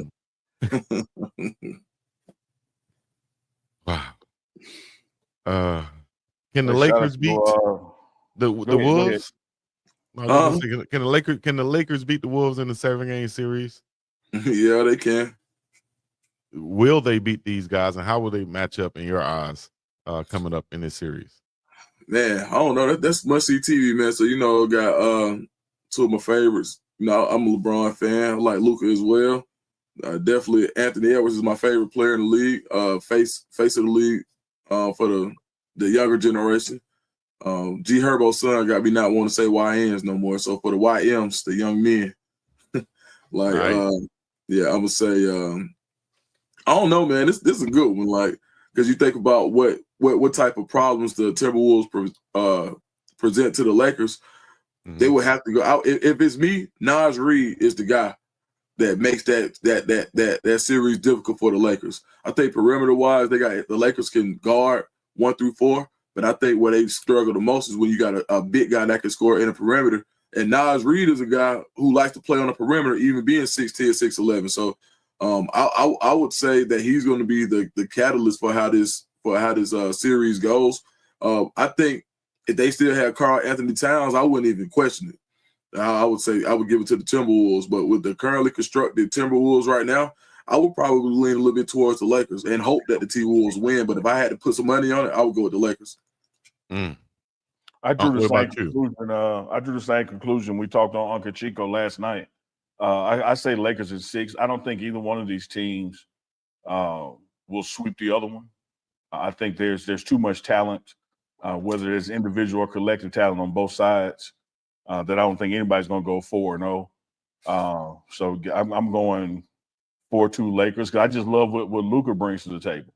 Really stretches the floor. What part of the floor are you going to guard him, and who are you going to guard him with?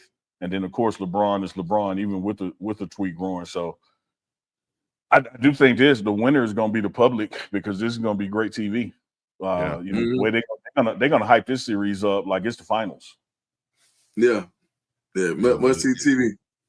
It is what it seems like. What is that? Saturday, 2:30 p.m.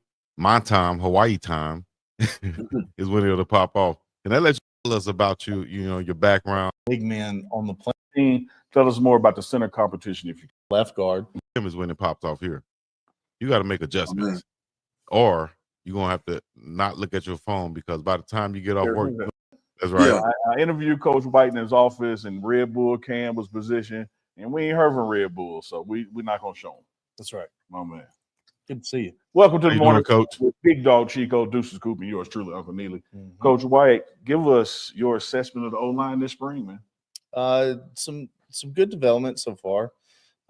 Zach Chrysler, Manu Tamani, Zary McGill, they've all done what we expected them to do whenever we brought them in and recruited them. Center spot's looking pretty good. We just need a guard right now. And with Xavier Hill committing this past weekend, I think that's looking better in that direction as well, too. Jordan's still Jordan. Jordan's always going to be consistent, And Zai, he's been a huge surprise for us. Very, very pleasant surprise. In the meetings, we always do grades in the morning, and he's always in that conversation for the 5. Yeah. And for guys that don't know that, every morning we go through grades, and then we give them a 1 through 5 grade. 1 being, what are you doing? 5 being, all right, you're giving us everything that we need. And really hasn't been a 5. No. Yet. So he's right there in that conversation, and so is Jordan too. So it's been a very pleasant surprise. And then the competition with Cash and Z, it's been heating up. It's been good. So they're learning, they're developing the way that I think we need to. Nice. Mm-hmm. How you doing, Coach? Congratulations on your new position. Thank you. Appreciate it. Yes, Appreciate sir. it. You brought in Xavier Hill. You just spoke about him a little bit. Tell us a little bit more about him. What does he bring to your offensive line room? Versatility. Most valuable asset is being available, right? Available. And with him, he split reps at Memphis. He had half reps at left guard and then half reps at right tackle. So he answers 2 voids for us with a guard and a tackle piece all in one position. So that's been the nice thing about having him. And 2, like he fits the mold that we need. He's got a great family background. He's just a great human. And whenever he plays, he's really nasty too. So we need that attitude on the line as well. Most definitely. Hey, Coach, I wanted to ask you, as far as spring ball goes, I saw when I got to observe practice, I saw there was a lot of healthy competition in individual drills and group drills with the defensive line. Talk about that relationship between your room and the defensive line and how that makes Colorado better as a whole. Off the field, it's great. Everybody gets along, and they got the same, goals in mind. But on the field, they hate each other. And I think that's healthy because iron sharpens iron, and everybody's getting better off of the competition. It's not something that, it's lopsided O-line or D-line. It's competition, like you said. Like everybody's getting a shot at everybody. And then we try to do 2 reps as far as with pass rush.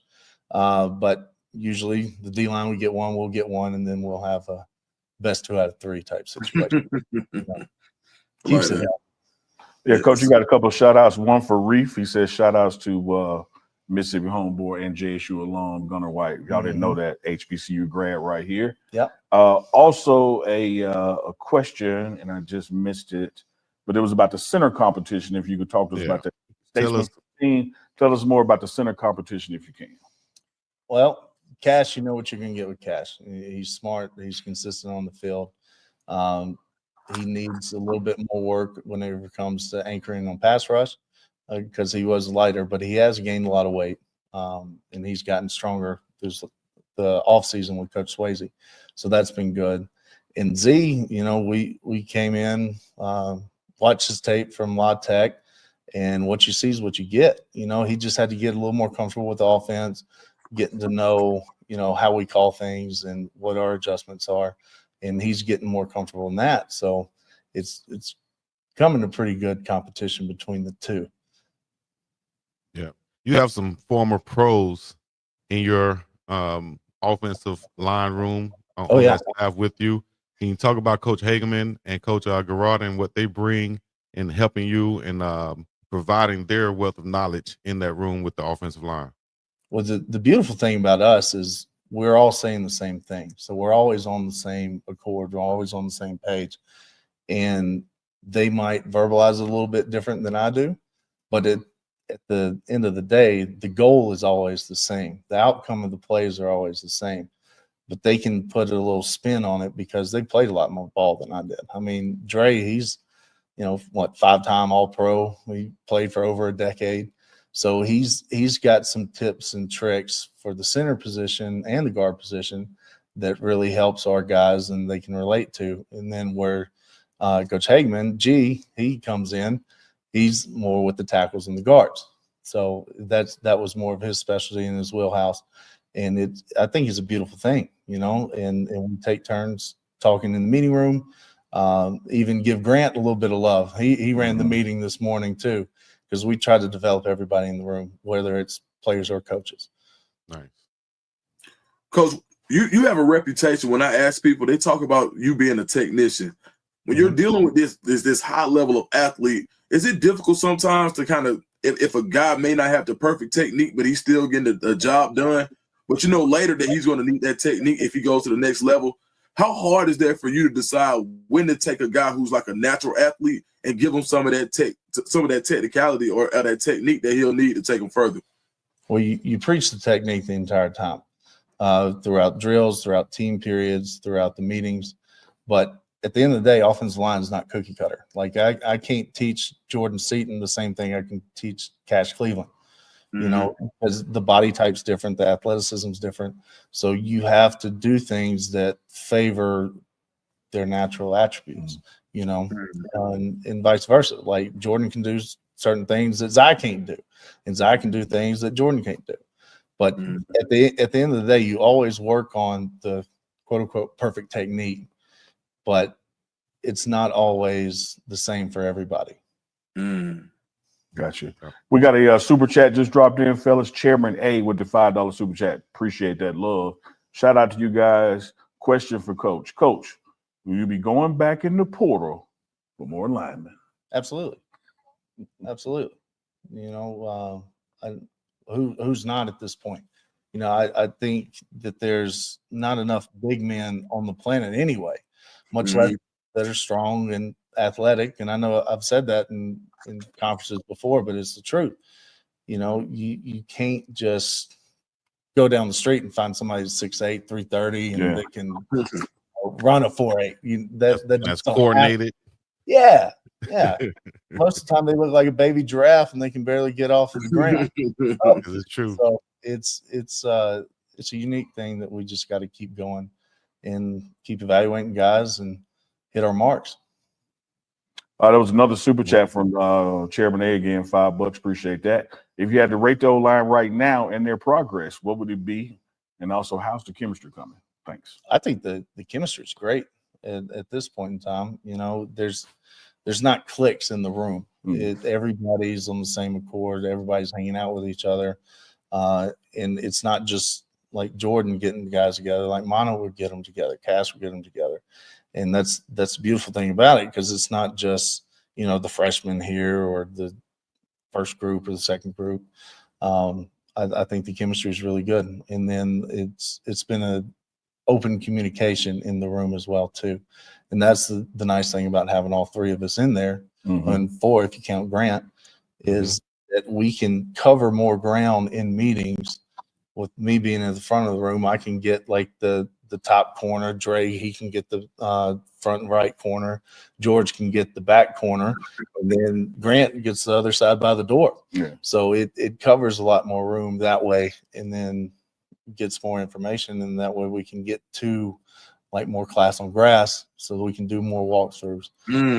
Guys don't learn the same way. Like there's three styles of learning: audio, visual, and kinesthetic. And then not everybody's gonna. You can't take Chico from Alabama. You can't take Chico that fast now. Okay, give it to him again. All right. So audio, you got to talk through it, hear it, right? Visual, you got to do the diagrams, the play drawings, the film. Kinesthetic is more walkthrough, so you see the looks and you feel it with the And then but the light bulb go off over his head. Boy, I love learning. I love learning.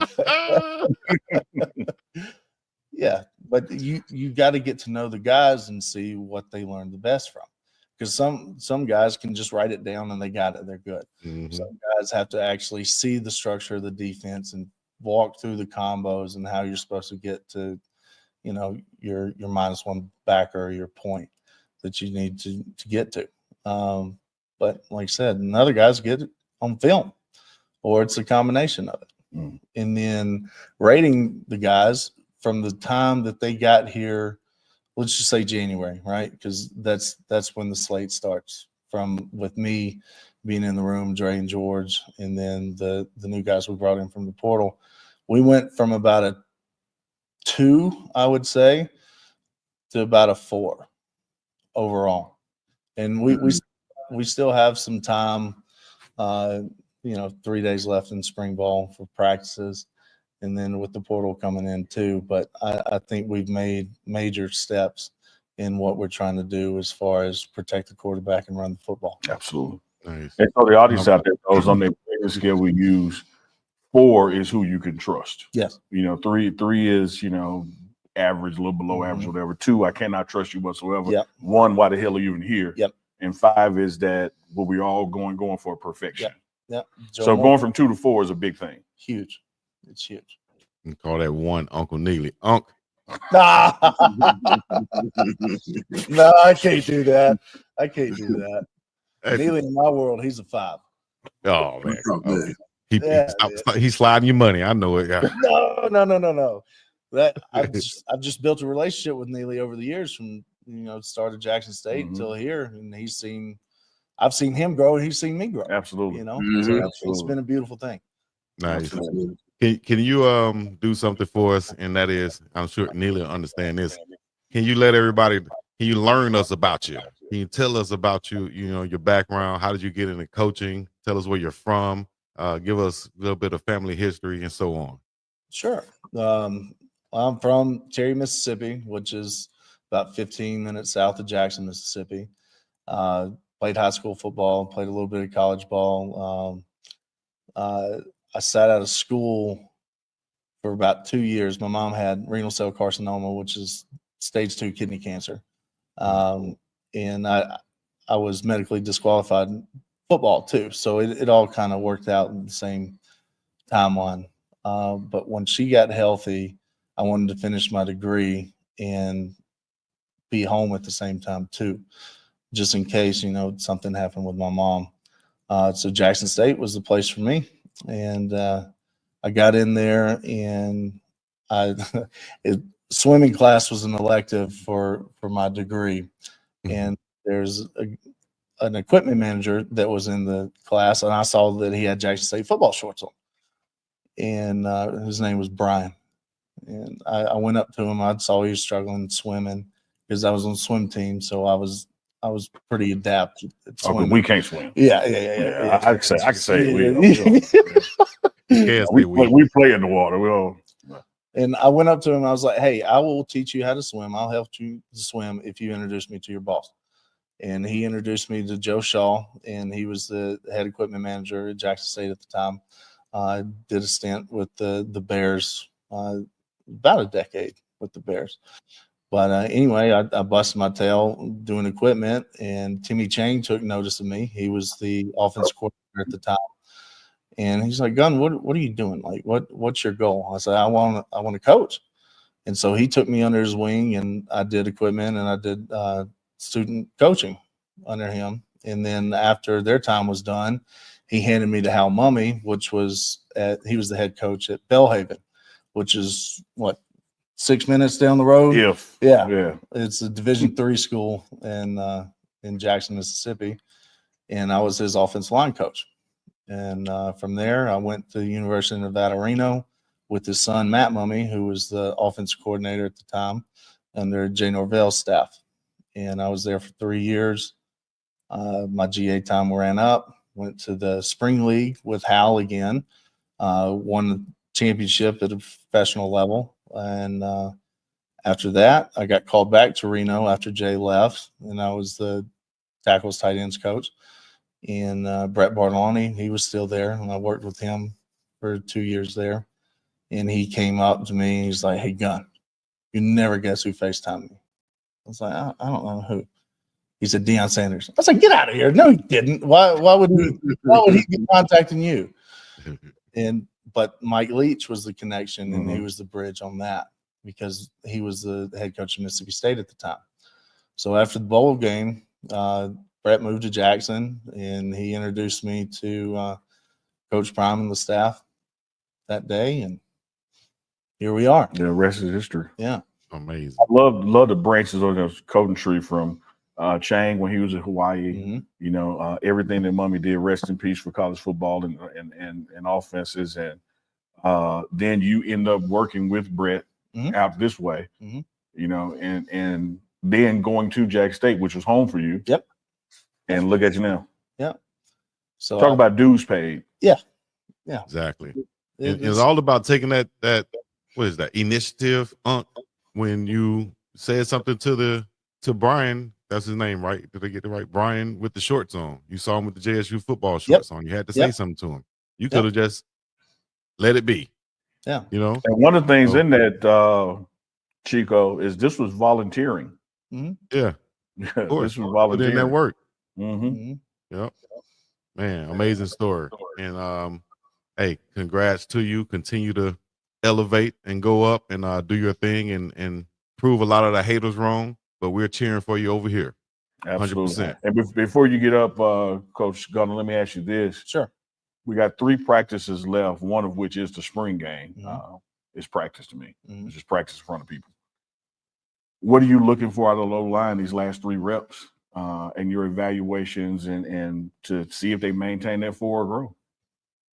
Mainly just the 3 emphases that I put out in the morning meetings. No penalties, finish your blocks, win the line of scrimmage. And it doesn't have to be in that order, but those are the 3 things that we need to do to get to where we need to be. And I saw one more question now. For real, we're going to let you get up. Sure. Talk about the conversations, relationships now with coaching staff, as far as like the O-line and the running backs coach and Marsh Falk, and how y'all plot and plan together for success. Yeah, so we're meeting as offensive line and running backs at least once a week. So they get to hear our calls, where we're supposed to go, how it's supposed to set up blocks for them. But at the same time, too, it shows where they're supposed to hit their press point and their aiming point. So it puts the linebackers in position for our combos. So it's full circle. And I get along with Coach Falk very well. We got a pretty good relationship. And then with Coach Dre and Coach George, like it's a beautiful thing. And then J-Mac too. Yeah. Like it's a full we got to have circle him deal. on. That joker's got some energy. Yeah, man. he's a good man. Yeah. You know, he comes from a similar air raid tree too. Yep, he sure does. He sure does. Yeah, air raid run and shoot. All right, well, y'all heard it from the man himself, Coach Gunner White, offensive line coach here at Colorado, has been with us this morning. We got Corey Phillips coming up next, as well as Brett Bartolone on the morning run. Coach Gunner, appreciate you, bro. Sure, a little bit. Can you speak on the culture that Coach Prime has built in Colorado from what you've seen over this last year and a half? Yeah, I mean, it's been, you know, all the catchwords, you know, it's been eye-opening, it's been life-changing, it's been unique. You know, he truly lets you be yourself. You know, we talk about it all the time. we don't have a lot of team rules, right? You got to wear your socks a certain height. You got to run to the ball on defense, and you can't wear earrings. Everything else is full speed ahead. So he really lets you be yourself, both as a player and a coach, which is refreshing. He sets the standard, and as he said, the standard is the standard. There's no gray here. It's black and white, and you know exactly where you're supposed to be, how you're supposed to be there. And when you eliminate that gray in how you go about your day and how you train and how you run and how you lift and how you teach, it makes life easy. And I can't say enough about just the culture, the feeling. This is a special place, and it's a family atmosphere. My kids are up here all the time. It's truly unique, and it's something that really it makes you run to work every day when you can work for a guy that has your back, that's going to have your best interests at heart, and really cares more about you as a person than as a candidly an employee. Why am I second? So, man, to see Steve McNair do it, man. When I explained that Steve McNair to people that really didn't know who he was back in the day, man, I always go back to that movie Blue Chip with Shaq. I remember when that scene where they took Nick Nolte through the trenches in Angola. Like, man, it's a dude that nobody know about.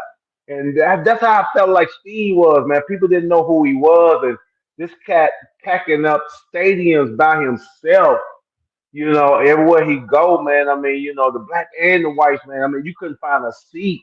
Game started at 1. If you ain't in your seat by 10:30, you ain't getting in there, man.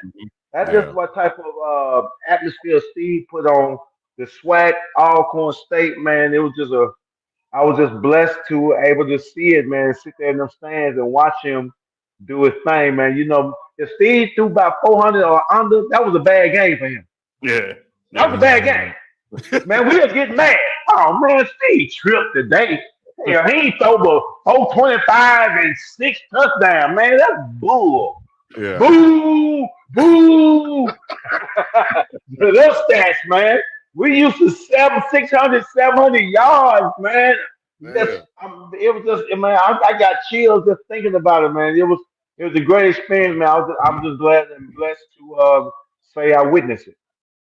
Blessed and confident from this, I'm meek and humble and grateful for every bit. The head is heavy, so your promise have a heavy fit. BiggDogg Chico Show. You already know what it is, man. It's the biggest dog of them all. Chico to the sea and the place to be. Coming to you live and direct from the middle of the ocean. You already know what it is. Like, subscribe, comment, all the other good stuff. If you're rocking with your dog, if you're checking in with your boy, y'all know what it is. We about to do a how it's made reaction. We doing McDonald's food. Mickey D's, McDonald's, or McDonald's? First of all, what is it? Is it McDonald's or is it McDonald's? Is it Mickey D's? Is it the Golden Arches? Is it McDowell's? Whatever it is, let me know in the chat right now. Oh, now Fat Don and everybody else checking in, wherever you're checking in from, make sure you let me know in the chat where you're checking in from, right? BIDub, DOW, Chico to the sea. Listen, first of all, thank you for everybody listening and watching in, when you watch in and how you watch in, whatever it is. We're going to get right into this reaction. McDonald's food. Do you still eat McDonald's? I know y'all do. I know you do. It's hard to get off. It's kind of like a opioid or something, some type of drug back in the day. But I'll tell you this.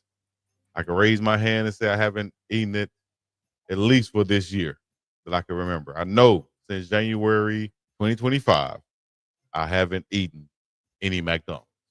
And I don't plan on it either. I don't buy it. I don't go through the line. I used to always get the number 7, the 2 cheeseburgers with a Sprite and the medium fries. No salt on my fries, so I can make sure you make them hot. Do I miss it sometimes? Yes. But the feeling after you eat it, that feeling of, damn, I feel bad. I feel bad. So we're going to get right into this reaction. Y'all let me know what y'all think, man, throughout it. It's going to be live reaction with me. I might stop it. I might just let it play through. But that's how we do it, man. This is reaction with BiggDogg Chico. Y'all know what it is. Let's get right into it. McDonald's. We got McDonald's. We got McDonald's. We got McDonald's. If you know, you know. Of how McDonald's food is made, from the juicy beef patty to the crispy French fries, the beloved. Hold down, coach. Hold down. Hold on. Let me speed it up a little bit. Here we go. Beloved chicken McNuggets to the delectable sauces and beverages, you'll learn everything there is to know about the production of this global food phenomenon. Join us on a journey to discover the secrets behind the delicious taste of McDonald's food. The beef patty is the cornerstone of the McDonald's burger, and it all starts with the selection of the beef. McDonald's has a rigorous selection process and works with a group of trusted suppliers to ensure that the beef is of the highest quality. Now, it depends on who made this video and whether they're pro McDonald's or not. You know, beef of the highest quality. That's subjective. Once the beef arrives at the processing plant, it is inspected and trimmed to remove any excess fat, gristle, or bones. The beef is then sent through a grinder to create the desired texture. McDonald's uses a precise blend of beef cuts, including chuck, round, and sirloin, to create the perfect balance of flavor and texture. The ground beef is mixed with salt, pepper, and other seasonings to enhance the flavor. Next comes the forming of the patty. McDonald's uses a unique process called portioning and forming to ensure that each patty is consistent in size and thickness. The ground beef mixture is placed into a machine that compresses and shapes the patty. The machine uses pressure and heat to create the perfect patty, ensuring that it cooks evenly and retains its juicy texture. Once the patties are formed, they are cooked on a grill using a unique process called continuous grilling. The grill is heated to a high temperature, and the patties are seared on each side for a specific... Continuous grilling. Have you ever heard of that? Continuous grilling. And I'm sure they skipped some processes or some steps right here too in this process, but specific amount of time. We're going to take it for what it's worth. This technique helps to lock in the flavor and juices. You ain't never, ever seen a McDonald's burger that looked like this in your hand. You hear me? If I'm lying, I'm flying. Let me know in the chat. If you've ever seen a McDonald's burger look this good in your hands, in your bag. No, dog. That's called a commercial burger, a prop burger. I don't even think those ingredients on there are real. You know, that's for the commercial. That's for the picture. I don't even think they're real for real. Like, you can't eat that burger right there. And none of the burgers you ever see will come like that. I think it was Burger King that got a lawsuit because somebody said y'all serving burgers that don't look like what we're buying or what y'all advertising. So I understand them totally on this right here. Maybe somebody needs to sue McDonald's next. Because these burgers right here look like I want to go buy this. I go buy this one. But at the end of the day, no, I'm not eating no McDonald's ever again in my life if I can help it. Might steal a fry or two here or there, but that's it. Giving the burger that perfect taste. The cooked patties are then placed into a warming cabinet, which keeps them at the perfect temperature and texture until... See, the thing is, the warming cabinets, rarely are you going to see them look this clean. That's what I'm saying. This video could be pro McDonald's. Like, the warming cabinets that I've seen at McDonald's or look in terrible shape. It don't look like this. See burger juice everywhere. Hand residue, all type of stuff everywhere, man. Let me know if y'all still eat McDonald's in the chat. Until they are ready to be served. McDonald's takes great care to ensure the safety and quality of their beef patties. Each patty is cooked to a specific temperature to kill any harmful bacteria, and every batch is tested to ensure that it meets McDonald's strict quality standards. McDonald's fries are famous. Every batch is tested. Tested how? By who? When? By old girl in the back? Come on, dog. She doing the testing, or do an inspector come in and test it? Come on, dog. Y'all being very vague like this. Do Chico come in and do the testing? Do the manager test it by eating the fry too? Oh, yeah, they good. Like, how you testing? They come in and test get the hell out of here. Nobody tested those stuff like that much. Sure that it meets McDonald's strict quality standards. McDonald's fries are famous for their crispy exterior and fluffy interior, but how are they made? The first step in making the perfect fry is... Let me go back just a little bit. Hold up. Cooked to a specific temperature to kill any harmful bacteria, and every batch is tested to ensure that it meets McDonald's strict quality standards. McDonald's fries are famous for their crispy exterior and fluffy interior, but how are they made? The first step in making the perfect fry is selecting the right potato.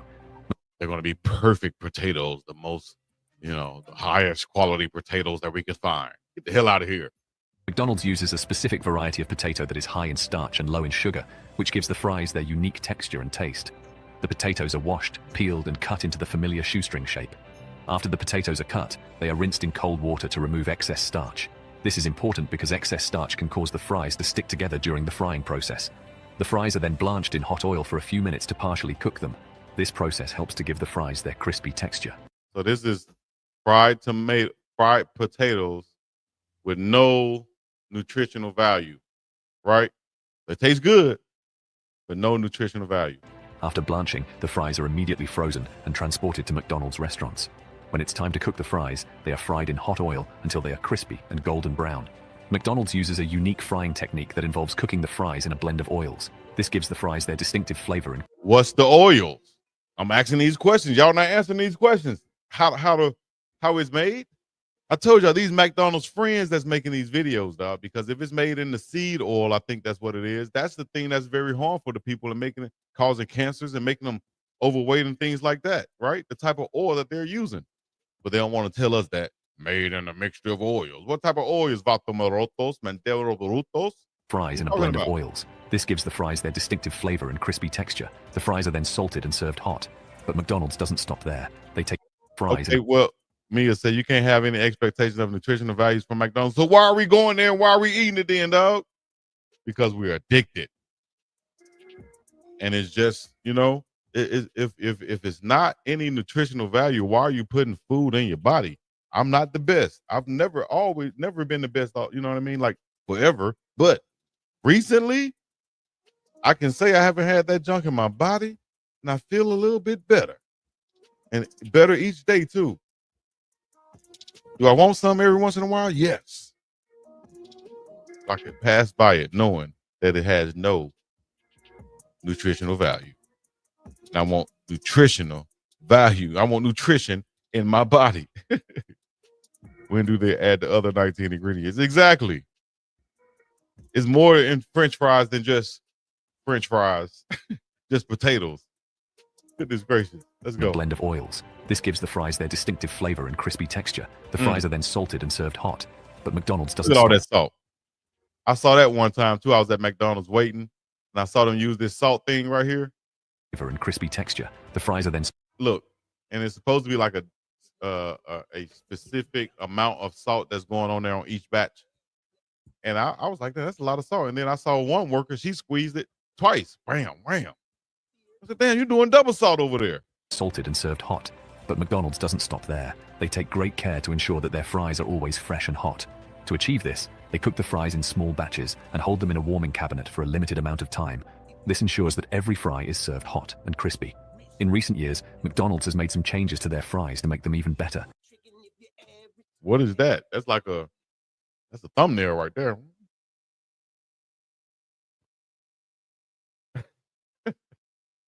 They have removed artificial preservatives and added more whole grains to the batter, which gives the fries a unique taste and texture. They have also introduced new seasonings. They're not going to change their taste. I'll tell you that much for no healthy to help people. And they're not going to change any taste. Such as garlic and herb to give their fries even more flavor. So there you have it, the story behind the iconic McDonald's fry. I'll tell you the difference though. When I lived in Austria, McDonald's tasted a little bit different than what they do there you have it. Here in America. I can guarantee you that. You know, overseas and other places, like I couldn't even eat the KFC there because the chicken tasted different. The Subway was the closest thing that tasted like American food over in Europe. And it's because some of the ingredients that we use in America, they don't allow in Europe because of the health factors, the non-beneficial factors that they have, the non-nutritional value. They're banned in other countries. That's why they taste a little bit different. The story behind my dog, Miss Aretha Burns said, I love McDonald's. I used to love McDonald's too, but we got to fall in love with something else. We got to fall in love with cooking. We got to fall in love with avocados. We got to fall in love with kiwi fruit. We got to fall in love with pistachio nuts and a whole bunch of other things other than just McDonald's. There's other options out there, people. Let's do better. Behind the iconic McDonald's fry. Damn, that looked good right there, though, don't it?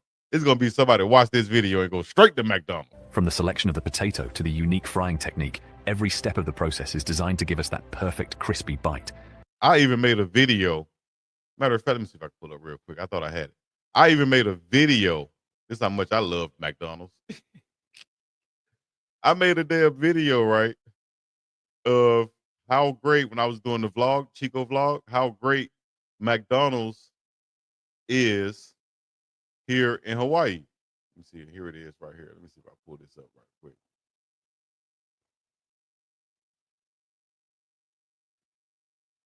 Watch this. Mickey D's here in Hawaii. Best in the country right now. So I made a video, literally made a video how good Mickey D's was. When was this? 6 years ago, right? I made this video how good Mickey D's was 6 years ago. Best in the country right now. Unbelievable. Fat Daddy, big back boy.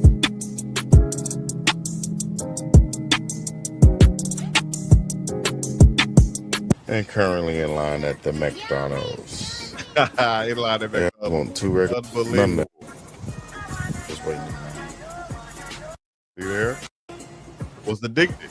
I just want 2 regular cheeseburgers with the good pickles and onions and ketchup and mustard. And that's it. I've been eating these way too much since I've been out here too. Y'all hear that? McDonald's out here way better than McDonald's back home. I know everybody back home knows that. Oh, McDonald's needs some work. I heard it just got a new Watch this. For McDonald's, I'm all happy and stuff. Mickey D's was good. Was it the right thing or not? Hot fries. Unbelievable. Check.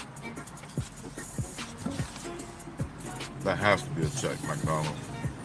You can pass that. It's hit and miss back home. It's hit and miss back home. And it shouldn't be like that. It's like a Major League player batting average back home. So yes, I understand, Mia, right there when you said food Scenes desert. of the world's most iconic Because where I come small from, batches definitely a and food hold them in a desert warm back in Alabama. oils. This And what we listen, did was I was a part of a volunteer committee, Black Belt Benefit Group, and we would actually build different little gardens and stuff in different areas where we knew it was a food desert, so people can have access to fresh food, whether it's lettuce, cucumbers, tomatoes, things like that. You got to do that. You can do it in your backyard also. If you don't have a yard, living in an apartment complex, then you might just have to invest a little bit going into the grocery store, going to the produce section, shop more in the produce section. Start there. Shop more in the produce section and start there when you go back to the grocery store. Pick up some food that you got to cook. Pick up some food that where the ingredients, there's no ingredients labels on the back. In other words, a cucumber, the ingredients is a cucumber. Pick up foods like that. Tomatoes, potatoes, corn, no ingredients. This is what it is. Collard greens, corn, black eyed peas, or field peas, things like that. I know y'all have local farmers market. Exactly. Go use those and shop with those people there. They putting in some hard work. Shout out to the farmers out there. ensures that every fry is served hot and crispy. In recent years, McDonald's has made some changes to their fries to make them even better. They have removed artificial preservatives and added more whole grains to the batter, which gives the fries a unique taste and texture. They have also introduced new seasonings, such as garlic and herb, to give their fries even more flavor. So there you have it, the story behind the iconic McDonald's fry. From the selection of the potato to the unique frying technique, every step of the process is designed to give us that You're talking about a perfect, guy who crispy loves some bite. good cold ketchup And with the and some recent hot fries. changes to the At least I used recipe, to. McDonald's fries are better than ever. Chicken McNuggets have been a staple on the McDonald's menu for decades, but how are they made? It all starts with the selection of the chicken. McDonald's sources their chicken from trusted They make it look like it's going to be all chicken. It's fresh chicken and like all, you know what I mean? Mostly chicken in the McNugget. Watch this. If they tell the truth, you'll see all the paste and the other stuff that makes the chicken sticks together in these ingredients. Let's watch and see if they tell the truth. suppliers and ensures that it meets their strict quality standards. The chicken is then trimmed and cut into small pieces, which are then sent through a grinder to create a uniform texture. Once the chicken is ground, it's mixed with a blend of seasonings and binders to create. What I heard is all different types and parts of the chicken, even some bones. what I heard. Now that get ground together. Create the McNugget mixture. This mixture is then shaped into the familiar nugget shape using a special machine. The McNuggets are then partially cooked using a process called par frying. This involves cooking the nuggets for a short period of time in hot oil. The partially cooked nuggets are then frozen and sent to McDonald's restaurants. When it's time to serve the McNuggets, they are cooked again in hot oil until they are crispy and golden brown. That can't be like safe or like real health standards right there. To partially cook it, and then they just skipped over all the extra stuff they added in. They made it seem like that it was all chicken that goes in the McNuggets, and we know that's not true. This is the propaganda right here, Big Man. Watch this. Cut into small pieces, which are then sent through a grinder to create a uniform texture. Once the chicken is ground, it's mixed with a blend of seasonings and binders to create the McNugget mixture. They cold-blooded. Now, whoever made this video, McDonald's, y'all paid a good price for it. They cold-blooded. Y'all gonna have to holler at me to take my video down in, because they just said a mixture of stuff. They didn't say what the stuff was. They cold-blooded for this one right here now. They know what they're doing, Coach. This mixture is then shaped into the familiar nugget shape using a special machine. This mixture. What is it in the mixture? That could be anything. That could be the Punisher and Diddy oil up in this thing, man. You know what I mean? What's in the mixture? Binders. Hell out of this stuff we can't pronounce. And stuff, if you know that you said it on here, people will be like, ugh, I'm not eating that. I'm not putting that in my body. Unbelievable. The McNuggets are then partially cooked using a Got Diddy oil McNuggets. process called par frying. This involves cooking the nuggets for a short period of time in hot oil. What type of oil? All of that matters. We shouldn't be eating all types of any type of oil, especially of people of color. Can't just eat anything. What is it, McDonald's? Please let us know. The partially cooked nuggets are then frozen and sent to McDonald's restaurants. When it's time to serve the McNuggets, they are cooked again in hot oil until they are crispy and golden brown. McDonald's uses a unique cooking technique that involves cooking the nuggets in a blend. That wasn't a McDonald's nugget right there. That was like an Asian restaurant nugget with some panko breading on it. Of oils to give them their distinctive flavor. The McNuggets are then served hot with a variety of dipping sauces. But what about the infamous pink slime controversy? In 2010, a photo of a pink gooey substance that was allegedly used in the production of McNuggets. And see, this video was produced in response to that video. I guarantee you, this is how these companies, they work together. And McDonald's is big enough. Hell, they're probably owned by the same people. McDonald's and the people who made this video, they're like, hey, man, we got to combat this. Well, the best way we could do it is make a how is it done video, how is made video, but we're just going to skip the actual harmful things, or we're going to talk over or gloss over it and just say ingredients, binders, you know, things like that. We're not going to show no pink slime. Nuggets went viral. However, McDonald's denied that they used the substance in their chicken nugget. Our slime is not pink. It's brown. Take out the dyes. Take the chains off the door. Cold red, take the chains off the door. They got a cold pink in McDonald's. And stated that their McNuggets were made with 100% chicken breast meat. Oh, really? So that means if it's 100% chicken breast meat, that means there's no binders and stuff in there, right? Come on, dog. Y'all lying now, dog. In recent years, McDonald's has made changes to their McNuggets to make them even better. They have removed artificial preservatives and added a batter that includes more whole grains, which gives the McNuggets a unique taste. They do not look like that, dog. Show me a McDonald's nugget that look like that. That's from Oh My Grill up the street. That's from Asian Fusion up the street. That's a panko chicken katsu right there. That is not a chicken nugget from McDonald's. What? Taste and texture. They have also introduced new dipping sauces, such as sweet chili and spicy. Sugar. Salt. What does it say? Ingredients. Soybean oil. Ingredients. Water, sugar, distilled vinegar. Ingredients.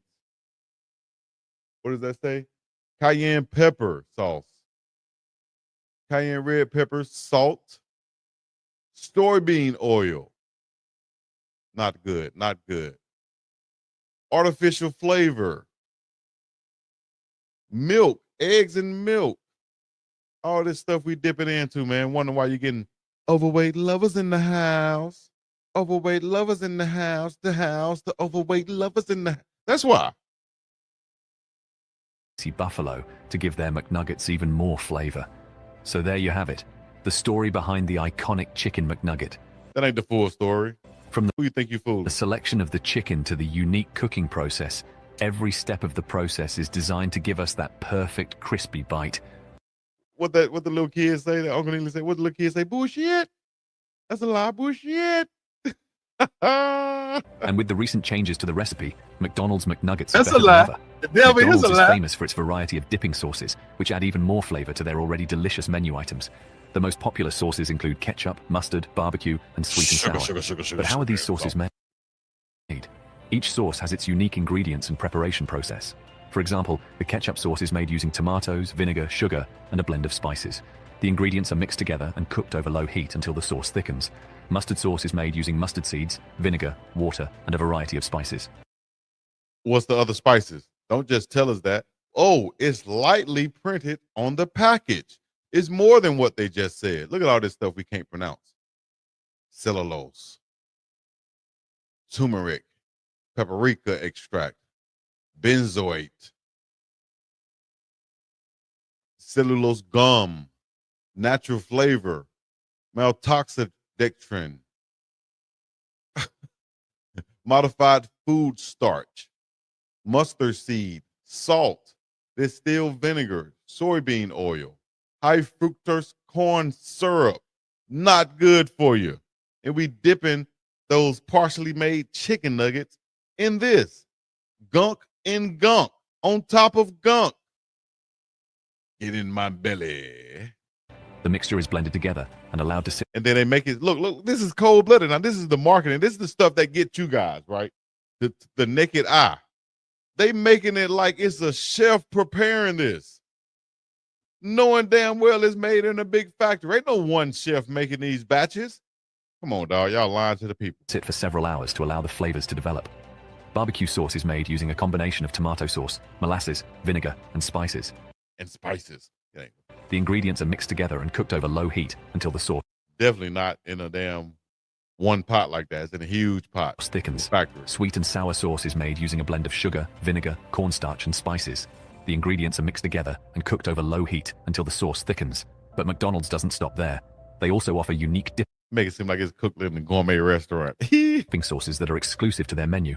These include the tangy honey mustard sauce, the spicy buffalo sauce, and the creamy ranch sauce. Each sauce is made using a unique blend of ingredients and spices to give it its distinctive flavor. The sauces are served in individual packets or in small containers that can be shared with friends and family. Come on McDonald's also offers a variety of other condiments, such as mayonnaise, salt, pepper, and hot sauce. Look at all that junk. Don't even look like good, hearty food right there. Food is supposed to have color. That's why they make these sauces and stuff colorful, to make this food be more appealing. That's what color does in the fast food market. Color attracts you to food and makes you hungry. I'm going to call these colors out. Y'all make sure y'all look when you're going down the street and you're passing by, you're looking at these signs, whether it's Taco Bell, Burger King, McDonald's, any successful food chain restaurant, I guarantee these colors are in their logo. Red, green, yellow, orange, could be a purple.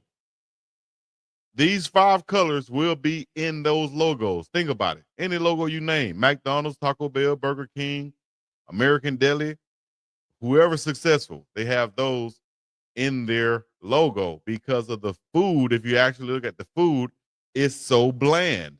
It's that bread color, you know? Everything is bland, like the same color. Look at the actual food. It's not colorful at all, like a real healthy plate should look. To complement their menu items, McDonald's offers a wide variety of beverages to complement their menu items. From soft drinks to coffee, McDonald's has something for everyone. But how are these beverages made? The soft drinks offered at McDonald's are made using a fountain machine that dispenses carbonated water and syrup. The syrup is made using a unique blend of flavors and sweeteners, which gives the soft drinks their distinctive taste. The carbonated water and syrup are mixed together and dispensed into a cup, giving us that fizzy, refreshing beverage. McDonald's also offers a variety of coffee drinks, including drip coffee, lattes, and cappuccinos. The The coffee beans used to make the coffee are a unique blend that is specially roasted to give it its smooth and rich flavor. And to be preserved for a while, sitting on the shelf. The coffee is brewed using state-of-the-art equipment to ensure that every cup is consistent in taste and quality. In addition to soft drinks and coffee, McDonald's offers a variety of other beverages, including tea, milkshakes, and smoothies. The tea is made using high-quality tea leaves and is available in a variety of flavors, including iced tea. The milkshakes and smoothies are made using real fruit and ice cream, giving them a delicious and creamy texture. McDonald's also offers a variety of bottled drinks, including water, juice, and sports drinks. You know what I used to do every morning before my grandmother passed away while I was still living there? I used to take her, and I thought I was doing a great job too, a great deal, right? I used to take her every morning I could. I used to take her some coffee. She wanted some decaf coffee, a biscuit, or a McMuffin, and a hash brown. So I take that to her, right? And looking back on it now, I was like, dang, man, I wish I could have just, cooked for her. If I had time to cook for her, I would have made some good, nice, fresh eggs with a good piece of, toast or something, wheat toast or something like that. Or, a fresh brewed coffee, something like that. Instead of, I went to McDonald's thinking I was doing, you don't know better, you can't do better. These drinks are made using high-quality ingredients and are perfect for on the go. In recent years, McDonald's has made some changes to their beverage offerings to make them even better. They have introduced new flavors, such as caramel macchiato and pumpkin spice latte, to their coffee menu.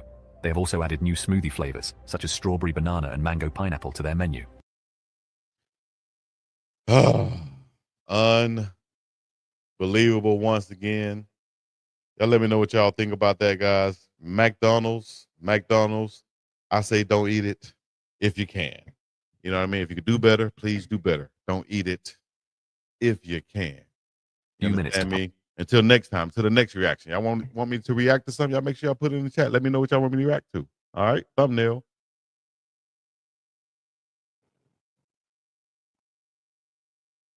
All right, I'm up and out this thing. Piece in the middle. Yeah. Where does that come from in your coaching mindset that it's important to let players know, hey, I F up too, but I'm going to own it like I expect you to? Yeah, I think it's just leadership, right? Like, too often in any position where you have some kind of power, if it goes great, the person wants all the credit, right? But if it goes bad, they want to point fingers every which way. I believe with the job that I hold that when things go great, the players should get all the credit because they're the ones making plays. Once they cross that white line, it's on them. And when things don't go great, it's all my fault. And that's just kind of how I view the world. The leaders that I've been around, the Marvin Lewises, the Paul Gunthers, the Al Goldens, the Mike Zimmers, that's how they approached it. And that's who I want to be. I think we've all kind of have been in those staff meetings where it's I when it's great, and it's you when it's not going great. And I think when times are tough, I would like to believe that if the people know that, hey man, he's got our back, then they'll play fast, they'll play free, and then it is what it is after that. And I want to compliment you, and then ask a question. First, a compliment just on your growth and development over these 3 fast years, 3 fast off seasons. I remember Coach Prime first got there and said he was bringing in a lot of Louis luggage, and a lot of guys in the room would be leaving. And you said out loud, without being called upon, that you wasn't going nowhere. And and here you are. You, Charlie Offerdahl, and some others. Talk about the Prime effect on your life and your growth as a student athlete, being coached under him, to go from of course, original buff status, but truly a leader on this team now. Right. Yeah, I mean, the effect that he's had on me, I can't even begin to describe. And I think one of the reasons I'm taking the biggest strides now is, like, in the past, I had felt like I've never really had coaches that truly believed in me.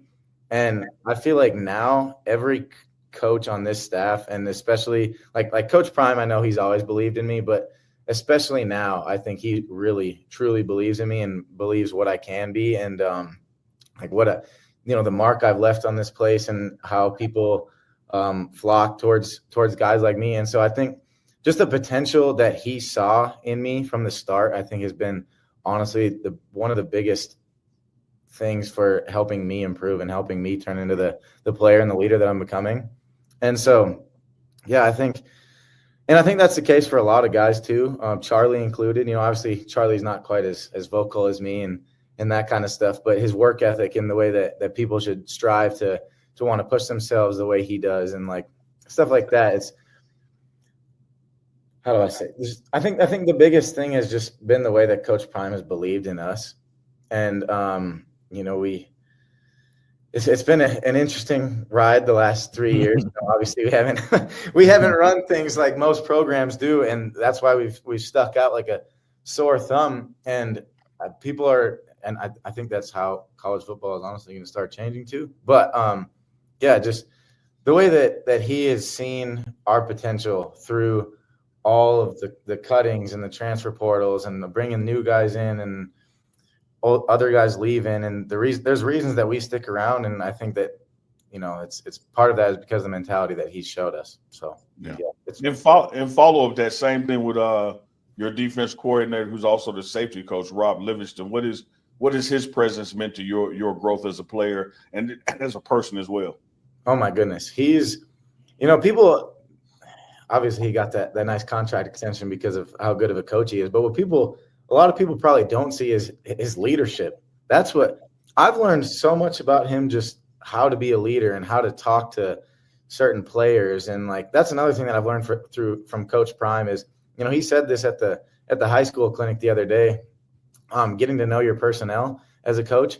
And I think as a player, that's just as important. You know, you can't talk to certain teammates a certain way that you'd talk to another guy. And so, like everyone takes coaching differently, and you got to understand that. And I think that's one of the biggest things that I've learned from Coach Livingston, and just understanding, like, you don't have to be that guy that's got your neck veins and your forehead veins sticking out, screaming at somebody to get your point across. And I think those days are for the most part done for. Like those, you know, kids are changing, and you can't talk to kids a lot of the same ways that you used to. And you know, it's unfortunate, but it's just how it is. And so can't cut deals at, and that is the linebacker.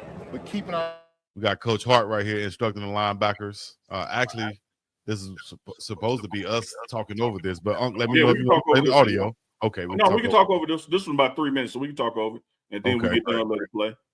What you'll see here, Chico, you want to get under those pads, like under those armpits right there, if I give a description, folks out there. And so having these bands on your wrist helps keep your elbows in, that when you go to drive the guy, you're getting in the right position to control him. So Coach Hart is just walking them through, you know, where he wants that impact to go, you know, right in that breastplate right there. So you control the guy, you can turn him, you can look past him, you can pull him to you, you can sling him off of you.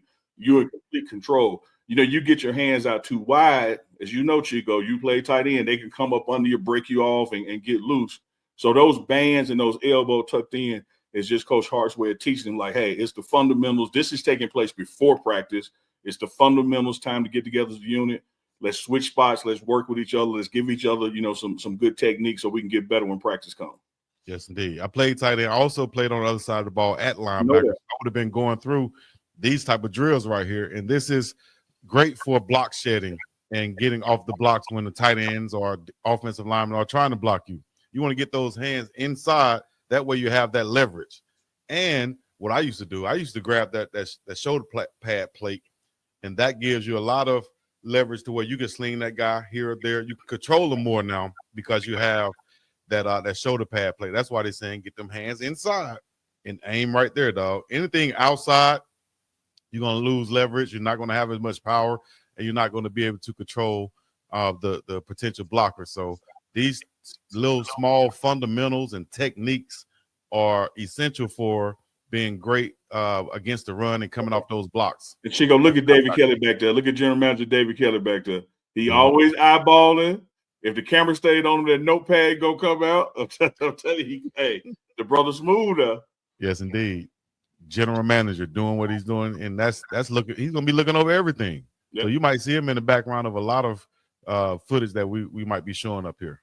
Yeah, you got Bolapini and Goldberg working out together right there on the far right of the screen. I like this linebacker room, man. You know, you lost some experience and talent, you know, no doubt about that. But you got some depth in this room. You got some talent in this room. I'm expecting some big things out of Jeremiah Brown.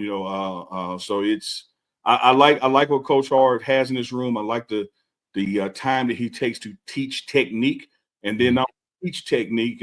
When we run the audio, he's always talking about why. This is why we do this. Don't just do it because I said do it. I want you to understand how this is going to benefit you as a player by doing it. Yes, indeed. So I'm going to play the audio. You guys can leave your comments right now. I'm going to be featuring some comments while this is playing. This is Coach Hart going through drills with his linebackers. I don't need all that. All I need is just get a good linebacker stance, hands here. All right. Pull him out just a little bit. Yeah. Okay, you see what happened? When he pulls out, because of the wristband, it makes his elbows do what? Come in, right? And that's why we want his elbows. We want his elbows tight to his rib cage right here. Thumbs up. So I just want to see you sitting right there. When you pull out, get a little tension, and just give me 3 strikes. 1, 2, 3. That's it. That's all I'm asking for. Putting my hands in the right place, and what you'll find out is if I got my elbows tight to my ribs, my hands automatically fit right in the chest plate where I need them to fit. Everybody got it? Yes, sir. So give me 3 strikes right here. 3 strikes. On me, when I say hit, 3 strikes. I'm in a good stance, right? Don't kill the man in front of you. Just 1, 2, 3. All right, here we go. Ready? Hit. 1. Keep going. Keep going. Okay. All right, let me talk it again. Once I say hit, I want 3 fast strikes. I'm not gonna say hit, hit, hit. I say hit 1 time. I want to see you bump, bump, bump. That's it. That's it. Woo, I'm learning. Here we go. All right. Here we go. Set, hit. Good. Nice recall. Now give the band to the other guy. All right. The other guy gonna put him on his wrist. You're gonna pull out your wrist, which is gonna make your elbows come in. All right. When I say hit, give me 3 good strikes. Ready? Hit. All right, you see how it fit, right? You see how it fit. Now, get the band back to him. All right, let's add the second element to this. This time I wanted you to give my 3 strikes, but I want your right foot to be your power foot. So now I'm here, boom, boom, boom. We got it? There's a little dancing going on here. We're gonna have a little dance today. Your foot should be in the ground before you make contact. Yes, ready, hit. Boom, boom, boom. Good. Switch and let the other guy go. Nice, very good flag. Very good. Like French wearing number 37 out there, just in case anybody wondering. All right, very good. Somebody said, woo. All right, ready, set, hit. Boom, boom, boom. Good. On the other piece after that, do what? Now I got my strike right with my elbows in tight. Hands, I got my power foot. Now it's the only way I got to bring now. Bring my hips. Boom, boom, boom. Bring that hip that time, okay? Bring the hip. Coach JB gonna want you to bring that back foot. That's for the next lesson. Good job, Coach JB. Here we go. Yeah. Let's go left foot. Left foot, guys. Left foot is your power foot. Here we go. Ready, hit, boom, boom, boom. Come out your hips. Make sure you come out your hips. Other side. Let's go. As this ends out, this is probably something you guys will see them practice on. Well, you might not see, but this is what they'll probably do, probably 3 times a week, at practice, just so this can be second nature to them.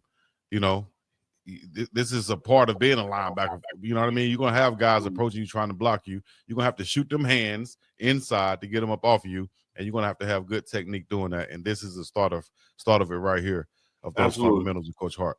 Well said, Chico. Just drilling down the fundamentals, creating great habits in the spring, so they're being instilled throughout the spring, throughout fall camp in August, and thereby in the real game situation. You want it to be habit form. You want it to be second nature, muscle memory, where you're not grabbing some guy out wide that my elbows need to be touching my ribs, get him like up under his armpits, and that way I have the leverage to steer him where I want to go versus him being in control. 100%. Chico, this may not work, Chico. I'm going to throw you a curveball before we go to the next clip. Vet is having some problems. She says she like Chuck out there on the short bus. So put us to the side and go to ESPN.com, and I'm gonna show them how to walk through this thing, even if you ain't got the link. All right, let's see if we can do this. And Booty Talk 95 come up. You know, we don't want your browser history. Clear history. Hey, my closest friends know anything ever happened to me, before y'all call my mama, clear my browser history. Clear my browser history. then call my mama. Call the ambulance. Clear my browser history. Then call my mama. Don't have family get on my laptop. Lord. Oh, hey, hold on. All right, we're gonna get into this, but remind me to ask you about Jerry. Okay. All right, great. All right, so now when you go to ESPN.com, y'all, why vet in the back of class like Chuck, you see that tournament challenger right there. All you gotta do is click that. Where is it? Because I need to see it Right too. there in the middle. Oh, right there in the middle. Yeah, the big thing. Yep. The big thing. Okay. Now, you see where it say groups. Well, it went away for a second. Let me see. Fill out. You had a thing called groups right there. What is going on? I don't know what's going on right now, but it is. Yeah. For BiggDogg, Chico, and Uncle Neely. Oh, now we out. Oh, hold on, we got one. Did we get an O now? Oh, okay. No, we got this old now. Oh. Yeah. Look out. He said he just go dance in the background. Yeah. Oh, now, coach. What's up? Come on, you got a question. Come on, get it to me. All right, chat. Put the chat back on, Chico. All right, chat up here. Coach Brown, what Yeah, you I most gotta- excited for this coming season? Excuse me? What are you most excited for this coming season? I get to be only a coach. I don't have to be the coach and the father. Hey, now. You have no idea how much pressure that eliminates from my plate. Yes. I like that. It's going to be intriguing. I can't wait.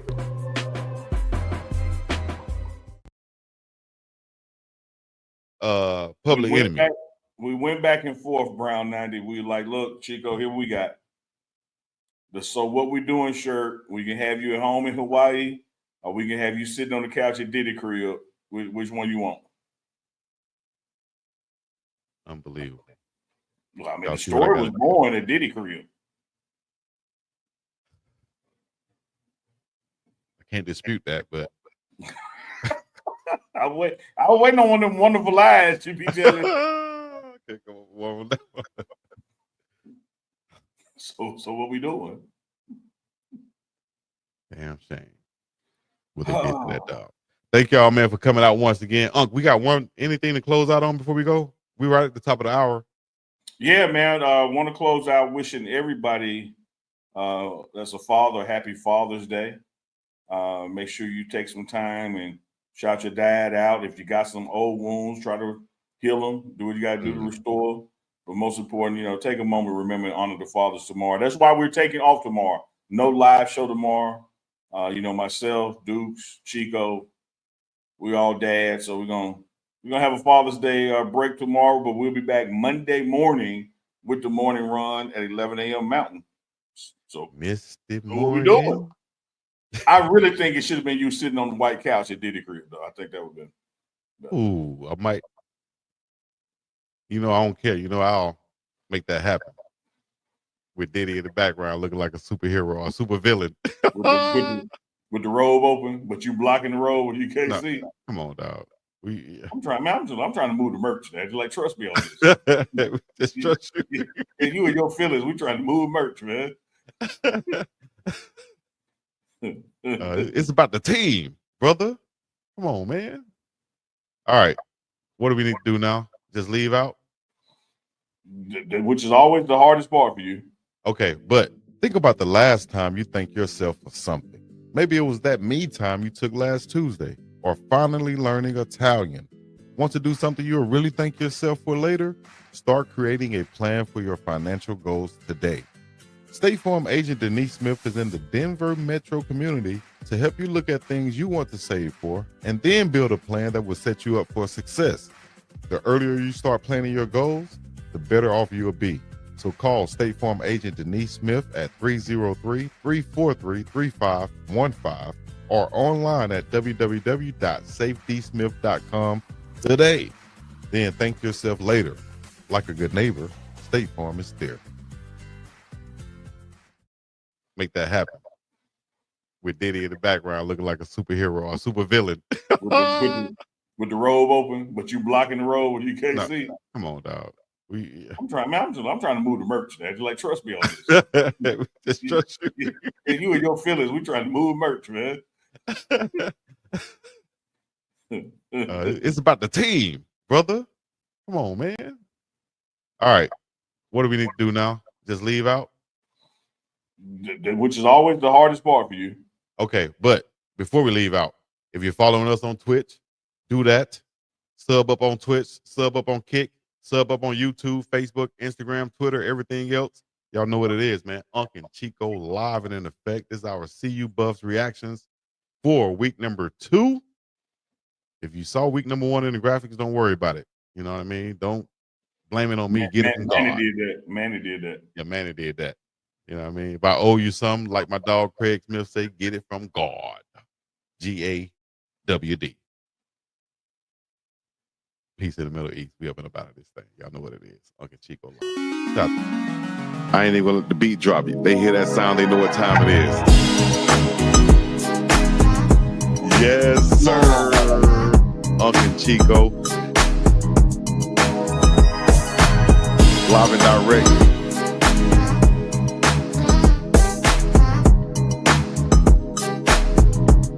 Another live with UNK and BiggDogg Chico.